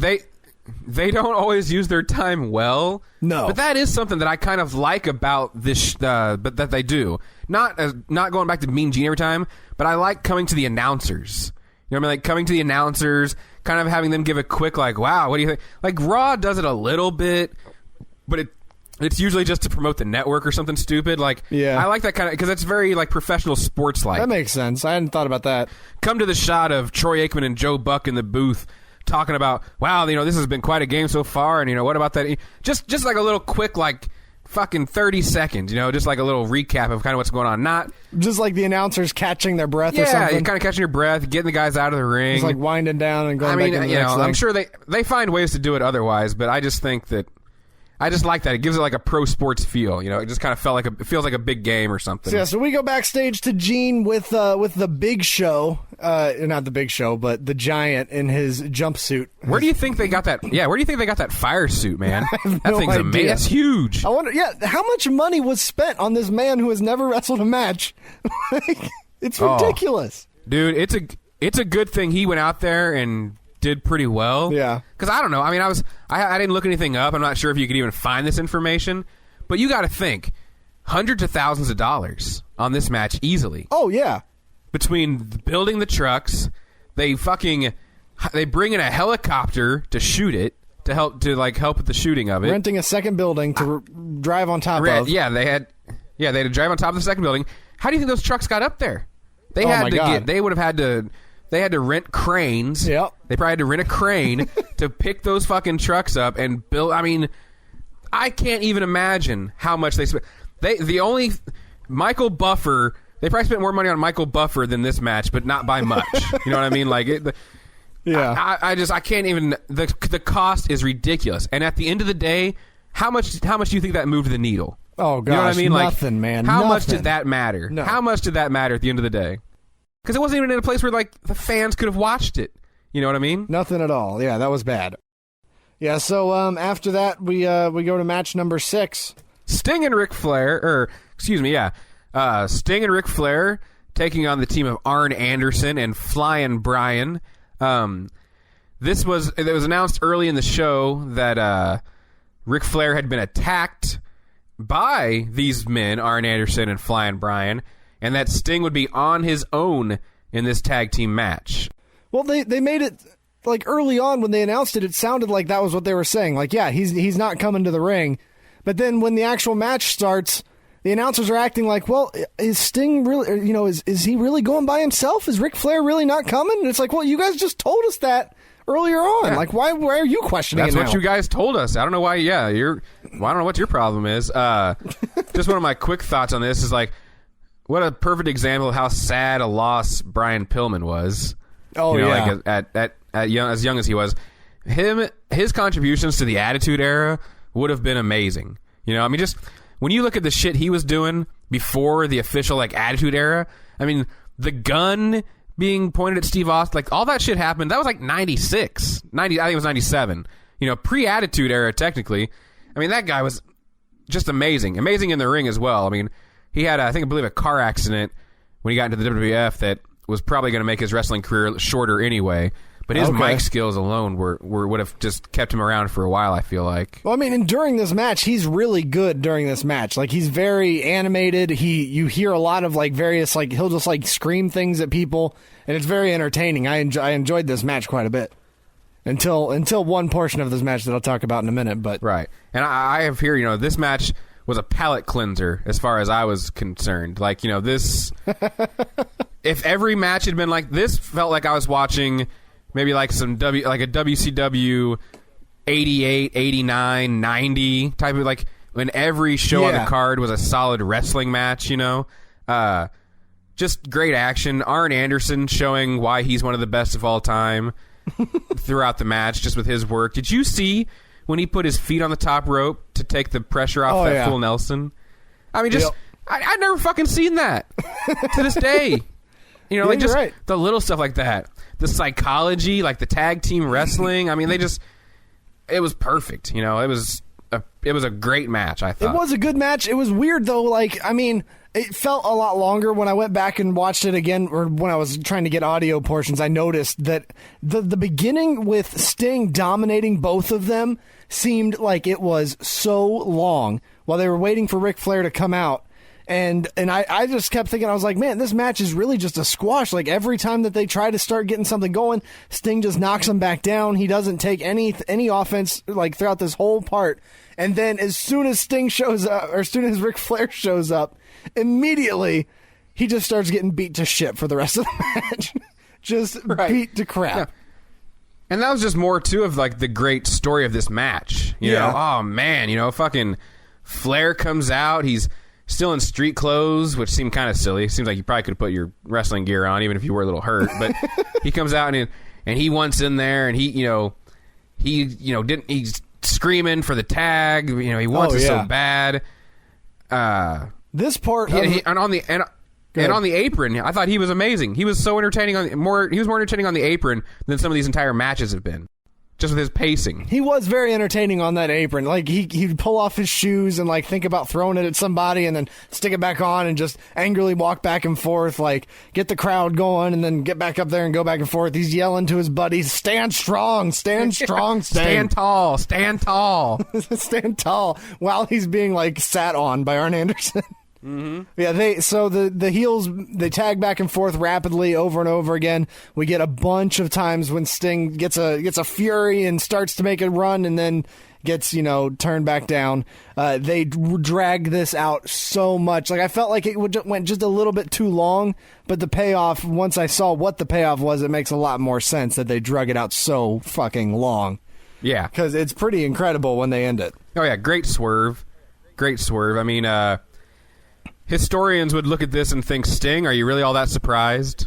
I mean, it's like Ric Flair was pretty much like his greatest rival going back to, well, pretty much the time Sting debuted with the company. So, yeah, just great, classic fucking heel turn, swerve job, Horseman forever, just great stuff. They tag Flair. Yeah, he immediately after being tagged, instead of run, he starts to act like he's going to run off the ropes to hit Arn Anderson, and just like curves back to the corner where Sting's still in the ring and just socks him, and then they just beat the shit out of him. And that crowd was shocked. They were absolutely shocked. Oh, dude, the crowd went nuts. They did not see that coming. That wouldn't happen nowadays. Nowadays, you'd know, and you'd be like, there'd be signs in the crowd already and everything, but at this time, man, people were literally like, oh my God, how could he do that to Sting, Right after the match, we don't even see a lot of the guys getting out of the ring. We go immediately to Gene, who lets everyone know exactly how he feels. This is the most disgusting thing I have ever seen. He's standing at the top of the ring. But wait. I said, but wait, there's more. He says, this is the most disgusting thing I've ever seen. And then he literally goes, but first, let me tell you about the WCW hotline. And he goes into this whole thing about, I overheard Jimmy Hart talking about... And he says that. He goes, this is the most disgusting thing I've ever seen. And then literally, without even taking a breath, he's like, but first, let's talk about the hotline. As they're waiting for Flair and those guys to walk up the ramp. Oh, yeah. Well, Tony Schiavone, I've got to tell you, Bobby Heenan, this is right down your alley. This is the most disgusting thing I have ever seen. All along, Ric Flair was part of this Anderson-Pillman game plan to turn on Sting. I can't believe it. Hopefully I can get a word with these gentlemen as they come back and head toward the locker room. By the way, fans, the hotline, the WCW hotline, is up and running right now. Mark Madden is back there. Mike Tenay, Johnny B. Bad. All of the great superstars are on hand. Road Warrior Hawk will talk to you if you give him a call right now at 1-900-909-9900. $1.49 a minute. Kids, get your parents' permission and make that call right now.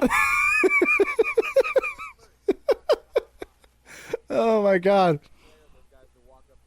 Yeah, and then it cracks me up, though, because I'm disgusted with what these men did.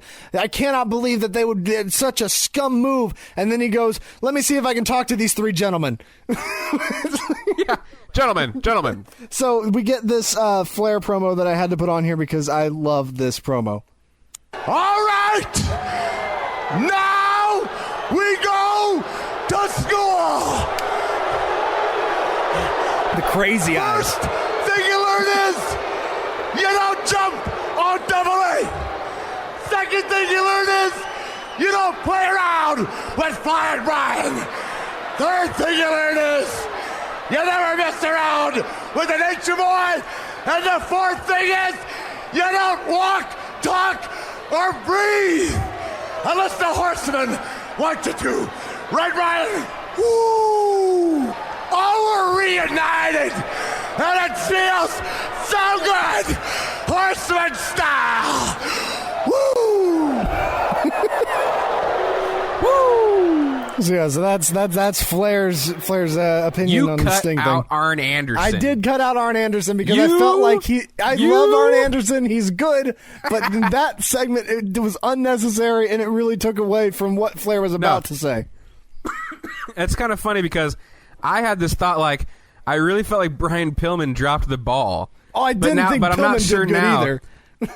But now I'm not sure if I didn't know if that was exactly what they wanted Pillman to do, because like he just goes woo and like holds up the fingers, Yeah. and Flair kind of holds the microphone there for another second, like, and like is that really all you're gonna say? And then you can count on old Double A to fucking give you something, man. Yeah. God, that guy cuts. Just classic. I'm gonna beat you, and here's why promo, man. Just as simple, but as great as it gets. Because he does. He says something like you fans, you wanted it. You bloodthirsty fans, you wanted it, and now you're gonna get it. And this is what you get. But yeah. So, and then another little bit of info here. Do you know who would be the fourth member of this incarnation of the Four Horsemen? I was wondering who that was. Is that Benoit? Yep. Chris Okay. Benoit would be the fourth member. I knew at some point Benoit was part of it, but I wasn't sure if that was it. Right. And then the part at the very end of this, I think like after the Horsemen walk away or something like that, Okerlund is so pissed that the director of security doesn't know if Sting is okay. Come on, Doug He starts Dillinger. yelling at him. Damn it, Doug Dillinger. Give me some information. Although this would not prove to be the most ridiculous announcer freaking out about the status of a wrestler. Doug Dillinger, what is the condition of Sting right now? Does anybody know? Come on, get me some word here. This is absolutely ludicrous. Oh, God. There's a theme throughout the rest of this show from this point on of announcers freaking and losing their shit.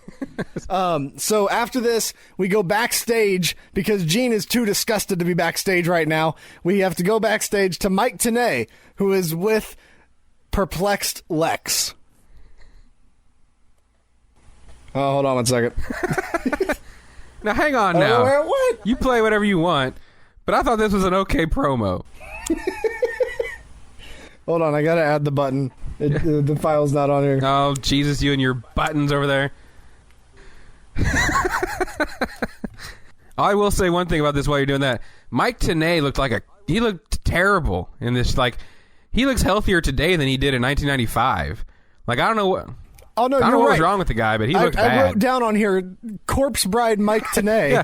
Yeah. So he looked like shit. That's who Tim Burton would cast to be like the wrestling announcer in one of his movies. You know, he was sunken eyes and thin. All right, so here we go. We get to talk to Lex Luger. What a perplexing situation here in Detroit, Michigan, Lex Luger. You know, it seems a very perplexing situation. Perplexing. Perplexing. Perplexing. Perplexing.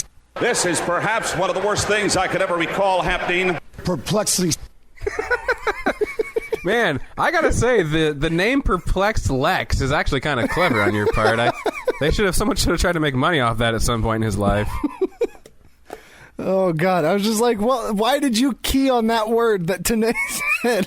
Like, you didn't have to say anything that Tanay said to you. You could have just gone on your own and said something else. No, I think you're right. That is perplexing. Okay, well, aside from that part, because I was giving him too much credit, I was going to say, as far as Lex Luger goes, though, like anybody that listens to this and knows much about Lex Luger, he is awful. Like about 99% of the time on anything you'll ever see that he does. Really? His matches were good on this show. I was impressed with his match with Ming. I'll give you that. This promo, at least he was making an effort. This might mark this one in the history books because it might have been the last effort he gave while he worked with WCW as far as promos go. Now, yeah, you're right. That tells you how bad he was, considering how ridiculous this promo still kind of was. I was going to say, you sound a little bit like Tony Schiavone here. This is a moment for WCW history. This moment, fans, is going to stand the test of time in all WCW history. So now we have the intermission part 2 where we do some more long talking. The announcers hype the Hogan story some more, and they explain that and they show the video of what's happened between Hogan and the Giant. And apparently, if you want a championship match, all you got to do is smash up Hogan's Harley, and he'll be like, "I want you to get a championship chance." No. I'll tell you what got the Giant the match against Hogan. It was obviously when he shows up and he takes off the shirt. Like the Giant takes his shirt off and he throws it in Hogan's face as, "This was my father's shirt." You know, like I don't know. And Hogan's like so offended. You know, that was it right there. Like that had to be. That was the end. He couldn't take it anymore. How dare you throw Andre's shirt in my face?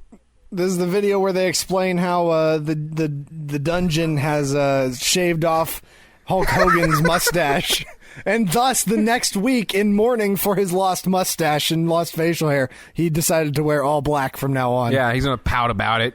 True, like Hogan, always on the cutting edge, man. He was emo before emo was cool. He was like, I'm just gonna be in the corner and wear all black. They cut off my mustache. It's so depressing.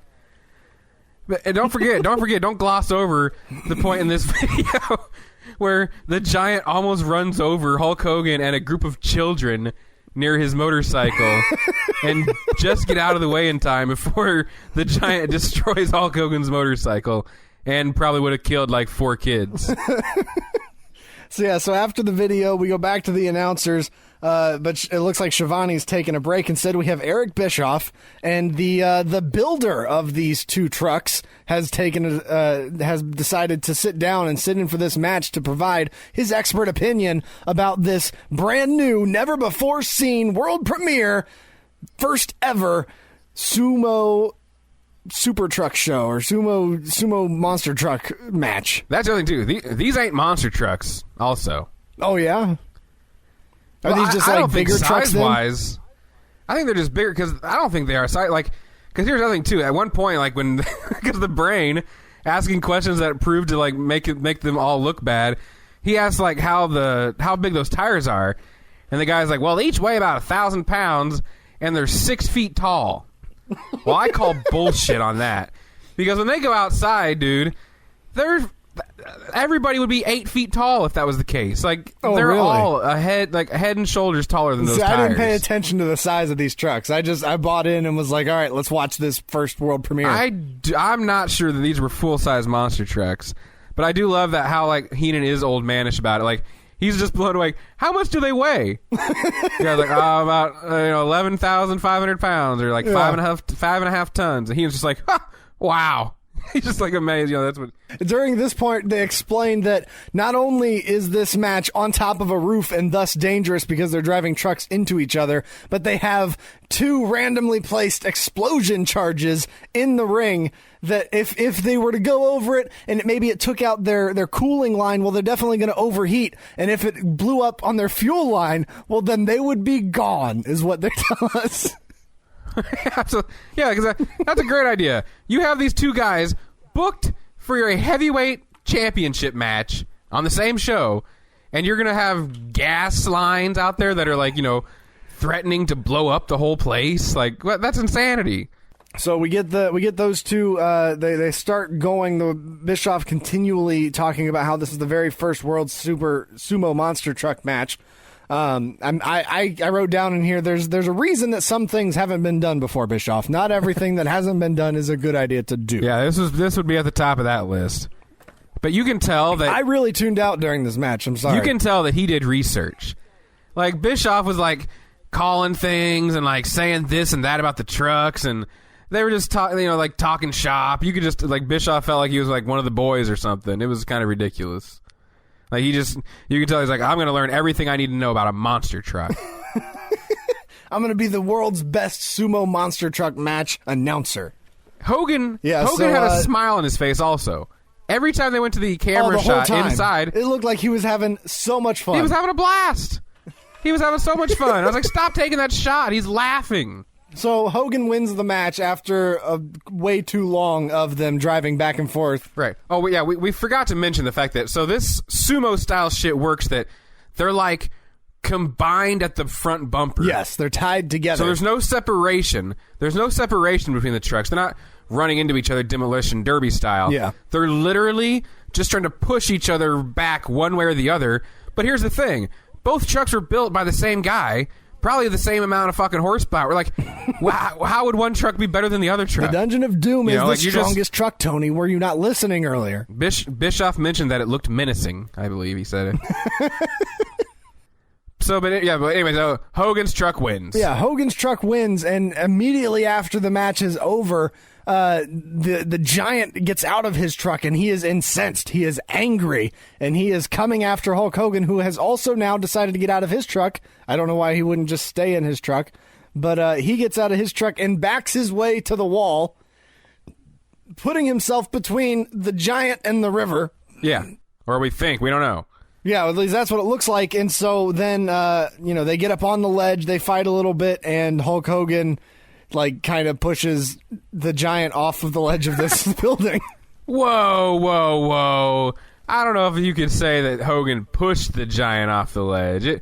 It seemed like Hogan was genuinely upset when the Giant fell. Oh, you're right. He definitely did seem very despondent that he had just killed a man. He was like, how am I going to spin this with my PR team? I just killed a man. But this is insanity at this point. How they should have done this on Nitro the week before. Oh yeah. You know what I mean? Yep. Because we won't get into but so anyway, the Giant falls off this building, presumed dead. Yes. Mind you, they're having a match in about 10 minutes. There's nothing in between this. We go straight from this. Yeah, there is. There is. We got the Lex Luger match. That's right. Because that's the problem is that there is something in between it. And since it's in between it, we don't hear anything about the Lex Luger match. Instead, they talk about this man dying on the edge of a building all the whole time. Right. Did you fucking see how legit pissed Bobby Heenan was at Eric Bischoff after that match?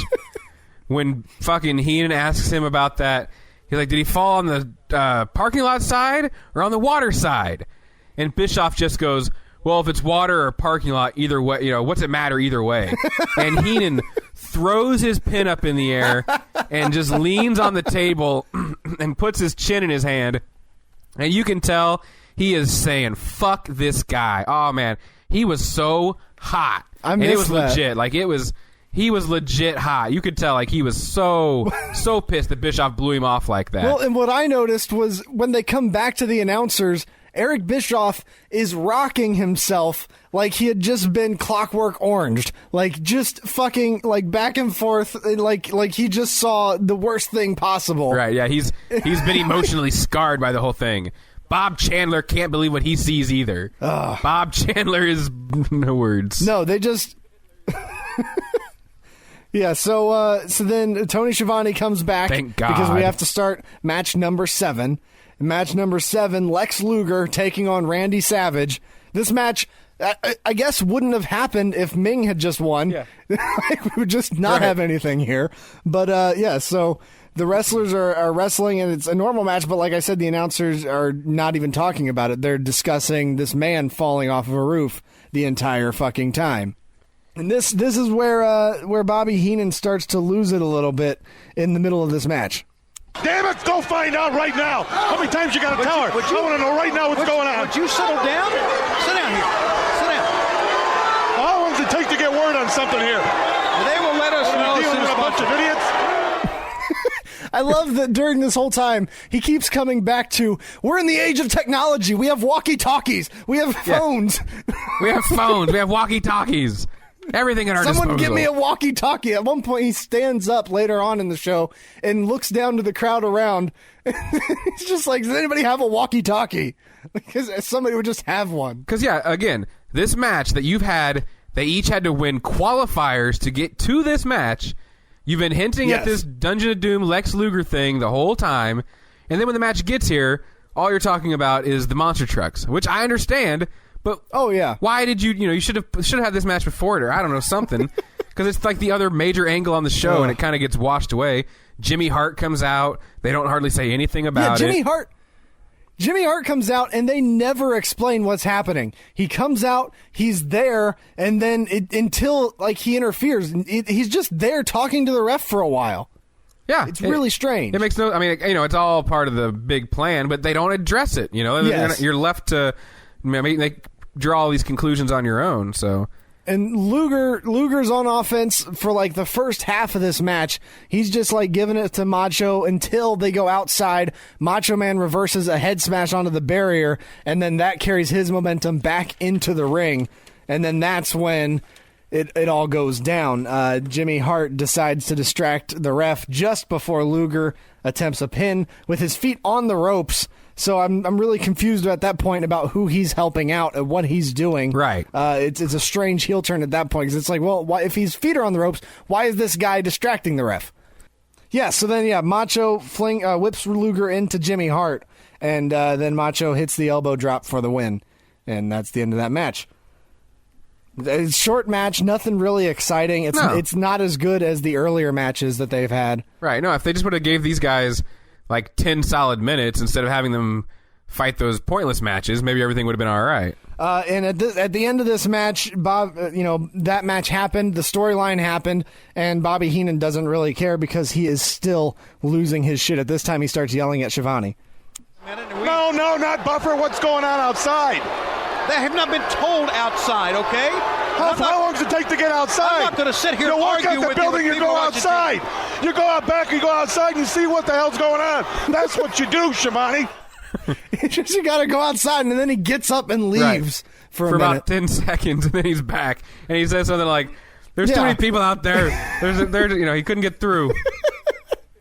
Everybody's trying to get outside. Well, the thing is, all of the stuff on the roof was shot the night before, so I imagine during that happening, there were people that actually ran outside, I would assume. Yeah, probably. I wonder if they, started the trucks up and, revved them or something so that if there was anybody outside, they would think they were hearing what was happening up top. Right. Yeah, I don't know. Yeah, again, the brain just being awesome, though. Tony Schiavone's, heartless. Tony Schiavone, seems like he could care less. He's just kind of he's whatever. He's part of the Dungeon of Doom. Who gives a shit? He's just a giant. Right, that's true. Just another giant. Yeah, they replay the fight on the rooftop, and then Heenan gets on his hands and knees and begs for information about what happened outside. And so now it feels like they're filling time at this point. It really felt like what are we waiting for? We just keep going back to these guys, and they continually just shoot the shit. Which, like you said earlier, you liked part of that. But at this point, I felt like it went a little too long. Too long, though. Not too much of it. Yeah, I don't want it to go 5 minutes. Just quick things, Yeah. It's almost as if someone back there was like, well, maybe we should try to wait at least 5 more minutes so it doesn't seem so ridiculous when this guy comes back from the dead for his match. Oh, my God. Like, heaven forbid. This show has started. This is what I would say would be the very beginning of the real downward trend to the end of the show. We have match number 8, the main event. And what match is that? Oh, that match would be the WCW Championship. Hulk Hogan is the champion, of course, taking on the Giant in his second professional wrestling match. This is his first match in WCW. Yeah, and so I wrote down, how much did the WCW pay Michael Buffer yearly? What was his salary? Is that information known? I've heard hundreds of thousands of dollars. My God, to just announce one match a show. He was probably, and I'm talking. I mean, yeah, one match per show. There was like some years though, like when I'm watching some of these old WCW things, they had him on nitros sometimes. Occasionally, they'd have him do more than one match on a pay-per-view. Like, they started, I think, to try to get their money's worth a little bit more out of him after a while. That would make sense. He starts to announce that the Giant is coming out, and then Hogan makes his way to the ring. Yeah, that was great. Off to a roaring start in this match. Yeah, Hogan tried for the Andre lift early to no avail. He could not lift the son of Andre. This is a very simple match. It is. It's simple, and thank God, because the Big Show, it looks like, I don't even know if you've seen this guy yet. I know you don't keep up too well on the WWE stuff now, but like Braun Strowman, the new Wyatt. Oh, yeah. That's what the Big Show looks like. Stumbling around. He's got 2 left feet. Did you see the point in the match when he goes to suplex Hogan? And, like, he's kind of grabbing for the wrong leg. And Hogan just says, fuck this. And just, like, completely brushes him off and, like, doesn't even let him do it. Like, Hogan's like, you're not killing me, kid. Like, I'm not letting that happen. Yeah. Hogan, he's... I don't know. It's like, he's not really the guy that you would send out to get a rookie over in a first match. What do you do? Like, why? Why these two people? I'm amazed that he would even do this. Like, I'm surprised that he would even want to be a part of it. You'd think, oh, that's beneath me or something. Like, I was almost surprised that he did it at all. So, Hogan is in all black.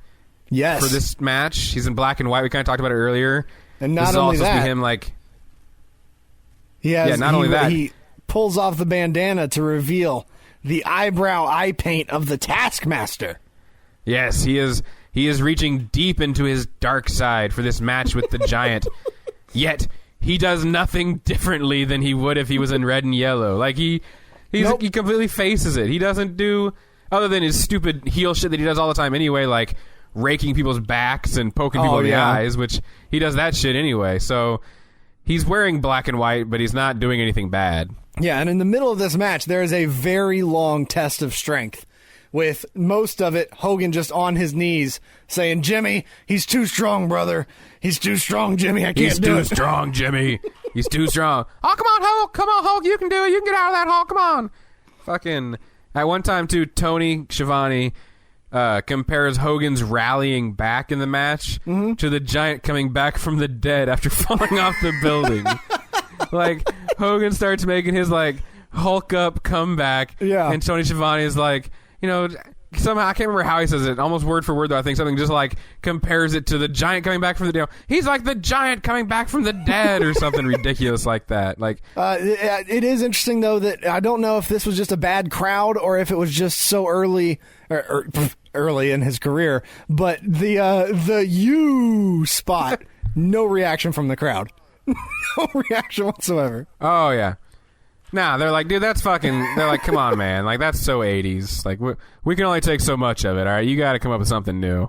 You got to wait until 2002 for that to be cool again. We can't cheer with that now. And then, and again, speaking of Mr. Braun Strowman, I hate his stupid submission hold because I fucking hate bear hugs.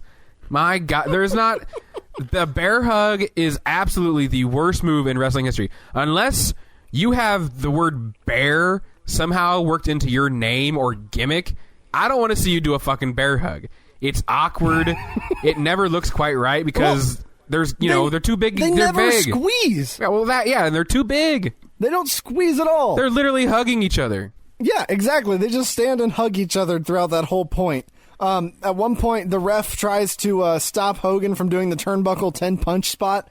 he starts to count and he gets 1, 2, and he realizes Hogan's not going to stop till 10, and so he goes, all right, and just turns around and stops counting completely. He's like, well, all right then, you just go ahead and do them punches. At one time during that, they're like one of their giantly, really long bear hugs, the Giant starts biting Hulk Hogan, and it's almost like seductive. It was like almost like sexual. He's like biting on his like neck and chest. It was really, really kind of weird. It was very make-out pose biting. It was pretty weird. And while they're in the middle of their 5-minute bear hug, the brain brings up at some point that this is better than the Super Bowl. So there you go. All right, so Hogan, Andre slams the Giant, but then Jimmy Hart conks the ref with the belt in the climax of this match. And Hart. Well, they try to hide it, but they don't do a great job at it. No, yeah, exactly. Yeah, you definitely see what happens. Well, that's the thing is like you can do it that way and use camera shots to make it mysterious. But why? The crowd there saw what happened very easily. They watched Jimmy Hart stand up, conk the ref, and then like why not just show that to the fans at home right away? And they weren't prepared for it at all either because the director took like a weird like hard cut to an alternate angle camera that still only barely had it out of frame. Like they didn't really have a great shot to go to avoid, giving it away. It was almost like this was the Fireball thing. Like Jimmy Hart just decided to do this. Right. Going into business. Hart hits the ref. Hogan doesn't see that this time though, so he's then trusting Hart. He gets the ref stood up and tells Jimmy Hart to you watch the ref for a minute. Then he turns around to get the Giant, and Jimmy Hart pushes the ref down and conks Hogan with the belt. And then we get a Dungeon of Doom beat down on Hulk Hogan. Right, because first Savage and Luger shows his colors. Yes. Savage and Luger make their way down to the ring. They get into the ring, and Savage makes the mistake of turning his back on Jimmy Hart. I guess he wasn't watching what just happened in the belt also. Oh, yeah, so now Luger's finally showing his allegiance throughout the show that had been teased that, yes, he is in fact a member of the Dungeon of Doom. Yes, and apparently Jimmy Hart is his manager in the Dungeon of Doom. But Jimmy's the manager. What we've been building to this entire show is the reveal of another amazing character from the WCW warehouse, the YETI. So we get that reveal right here. And the YETI! The YETI! The YETI is taller than a giant! Look at the size of the YETI! So the Yeti makes his way down to the ring, and he's a mummy, and he is a giant bastard, though. I will say that, like... He's fucking huge, yeah. And it looks... Did they add something to the top of his head? He's got a little bit of a cone head going on. They might have a little bit. Definitely bigger than the Giant. Yeah. I mean, yeah, he is an impressive-sized guy, so it's just too bad they wrapped him in toilet paper and sent him out there, because... That was fucking terrible, man. Oh, and so they immediately reveal the worst double team move in the history of fucking wrestling. That was god awful. The mummy shambles his way over to Hulk Hogan, who's already being bear hugged by the Giant, and decides, oh, well, how do we increase the pressure of a bear hug? I'll hug him from this side. And so they hug each other and kind of jiggle back and forth to show how hard they're squeezing. There's a little DP action going on between the Giant and the Yeti on Hulk Hogan. And then we get a Hulk Hogan Oreo. And then they do that for a little while, and then Jimmy Hart literally has to stop the Yeti from just walking out of the ring after he's done. Like, he does that, and he just kind of turns around, like, drops his arms like he's done being the character, and starts to go to the ring, and, like, Jimmy Hart, like, grabs him by the arm, like, no, kid, there's still more to do here, So they do that. They get Hogan, and they put him in the torture rack from Lex Luger. Oh, yeah, which was what they should have done to begin with.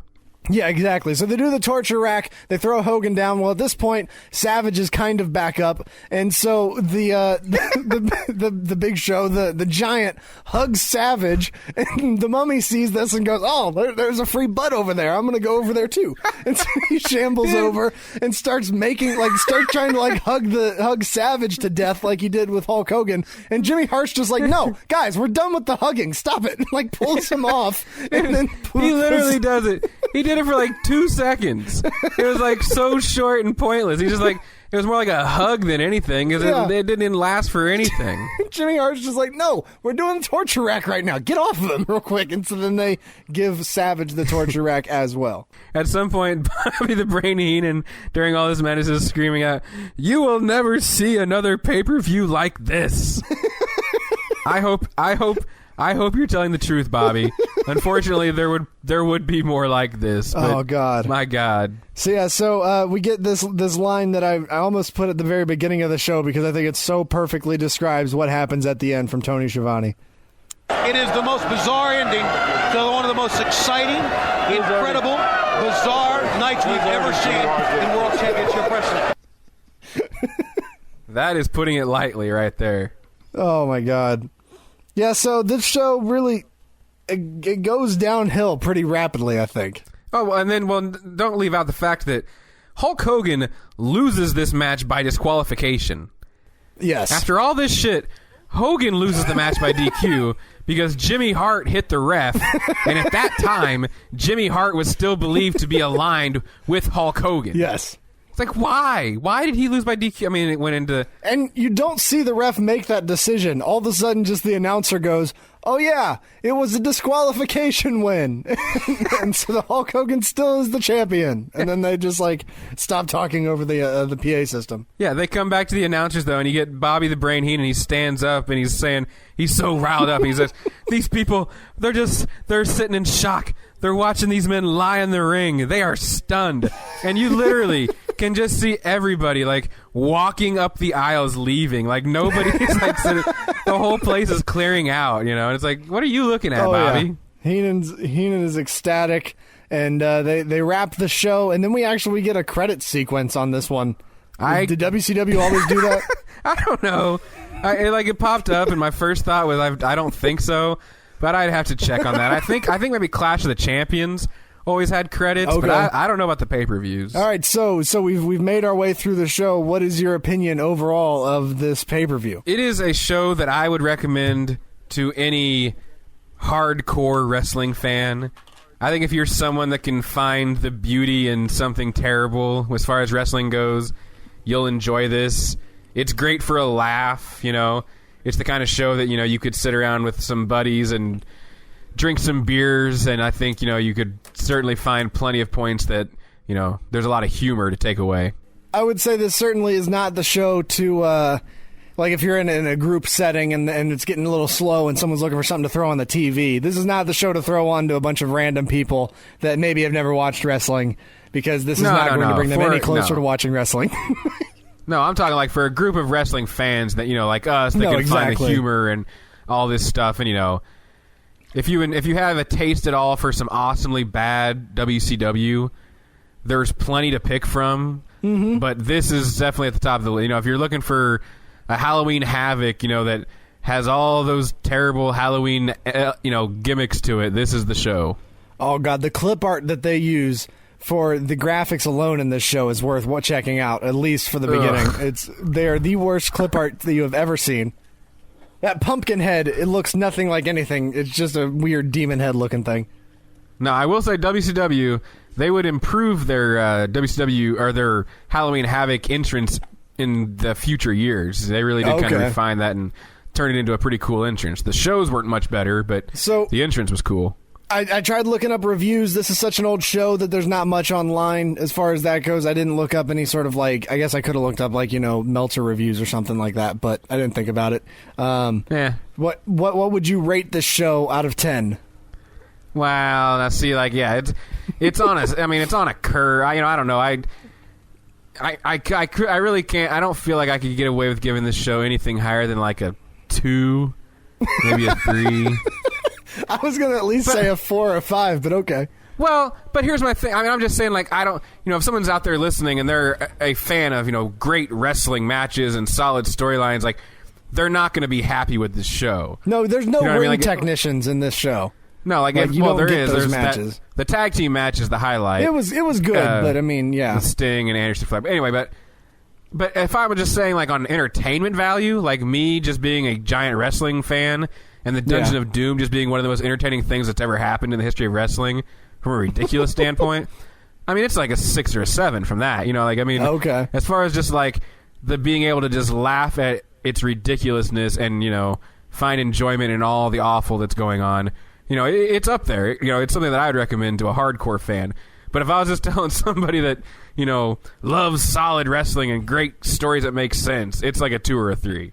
That makes sense. I would have to agree with that. Then I would say my official would be a 4 out of 5 or 4 out of 10 because it's entertaining for some aspects. The first hour is pretty entertaining. It's not super like high like concept matches. Like there's not a lot of complicated moves, but it's good wrestling. Right. And the first hour is good, and then the second 2 hours is just carried on charisma. That's basically what happens. Well, and monster trucks. I mean, that's the thing. Charisma That's the other thing too. And monster trucks, yes. You will not find. You know, it's kind of like the same reason why you watch Capital Combat. I think it's 1990 or 91 when fucking RoboCop shows up and saves Sting. You know, it's like it's because RoboCop's there. You know, like that's just one of those shows you watch because it's fucking RoboCop. This is the only pay-per-view that features a monster truck match. You know, like so if you just want to make sure you're hitting all your marks on the the historical side of wrestling history. You got to watch this one because it features the first and, thank God, the only monster truck match. And the Giant comes back from the dead. So, I mean, it has a little bit of everything. All right, so let's how do we want to wrap this show up? Should we just I guess we should just tell people we never did actually say who we were at the beginning. I guess you're right, yeah. I'm DP and he's Tony. I'm Tony G. So if you want to follow us on Twitter, you can follow the podcast at GrapplingCast. That's at GrapplingCast. If you want to follow me personally, it's at Deadpool1205. If you want to follow Tony, how would they do that? That's at Beyond Sanity 19. Oh, no. Yeah. That's not it. No, that is it. I'm sorry. I was like, what the hell am I saying here? Yeah, that's how you can follow me on Twitter. Okay, so yeah. So, and then if you just looking for more information on the podcast, depending on how you found this, you can go to our website, goldenagepodcast.com. That's where you can get all the episodes the fastest. Also, then if you're listening on iTunes, give us a review. 5 stars, that would be awesome. If not, don't worry about it. Don't worry about even leaving a review if you're not going to do 5 stars because you suck. So let's just say, I guess, we'll see you guys next week. I want to close off with a mix of... my favorite thing during this podcast, or during this show, Tony Schiavone pronouncing the YETI. And you also get to hear how the master says YETI, so that way you can understand. All right, here we go. Bye. We saw the YETI. And the insurance of the YETI. And apparently the YETI. YETI. The YETI. YETI. That's why they got the YETI. And the YETI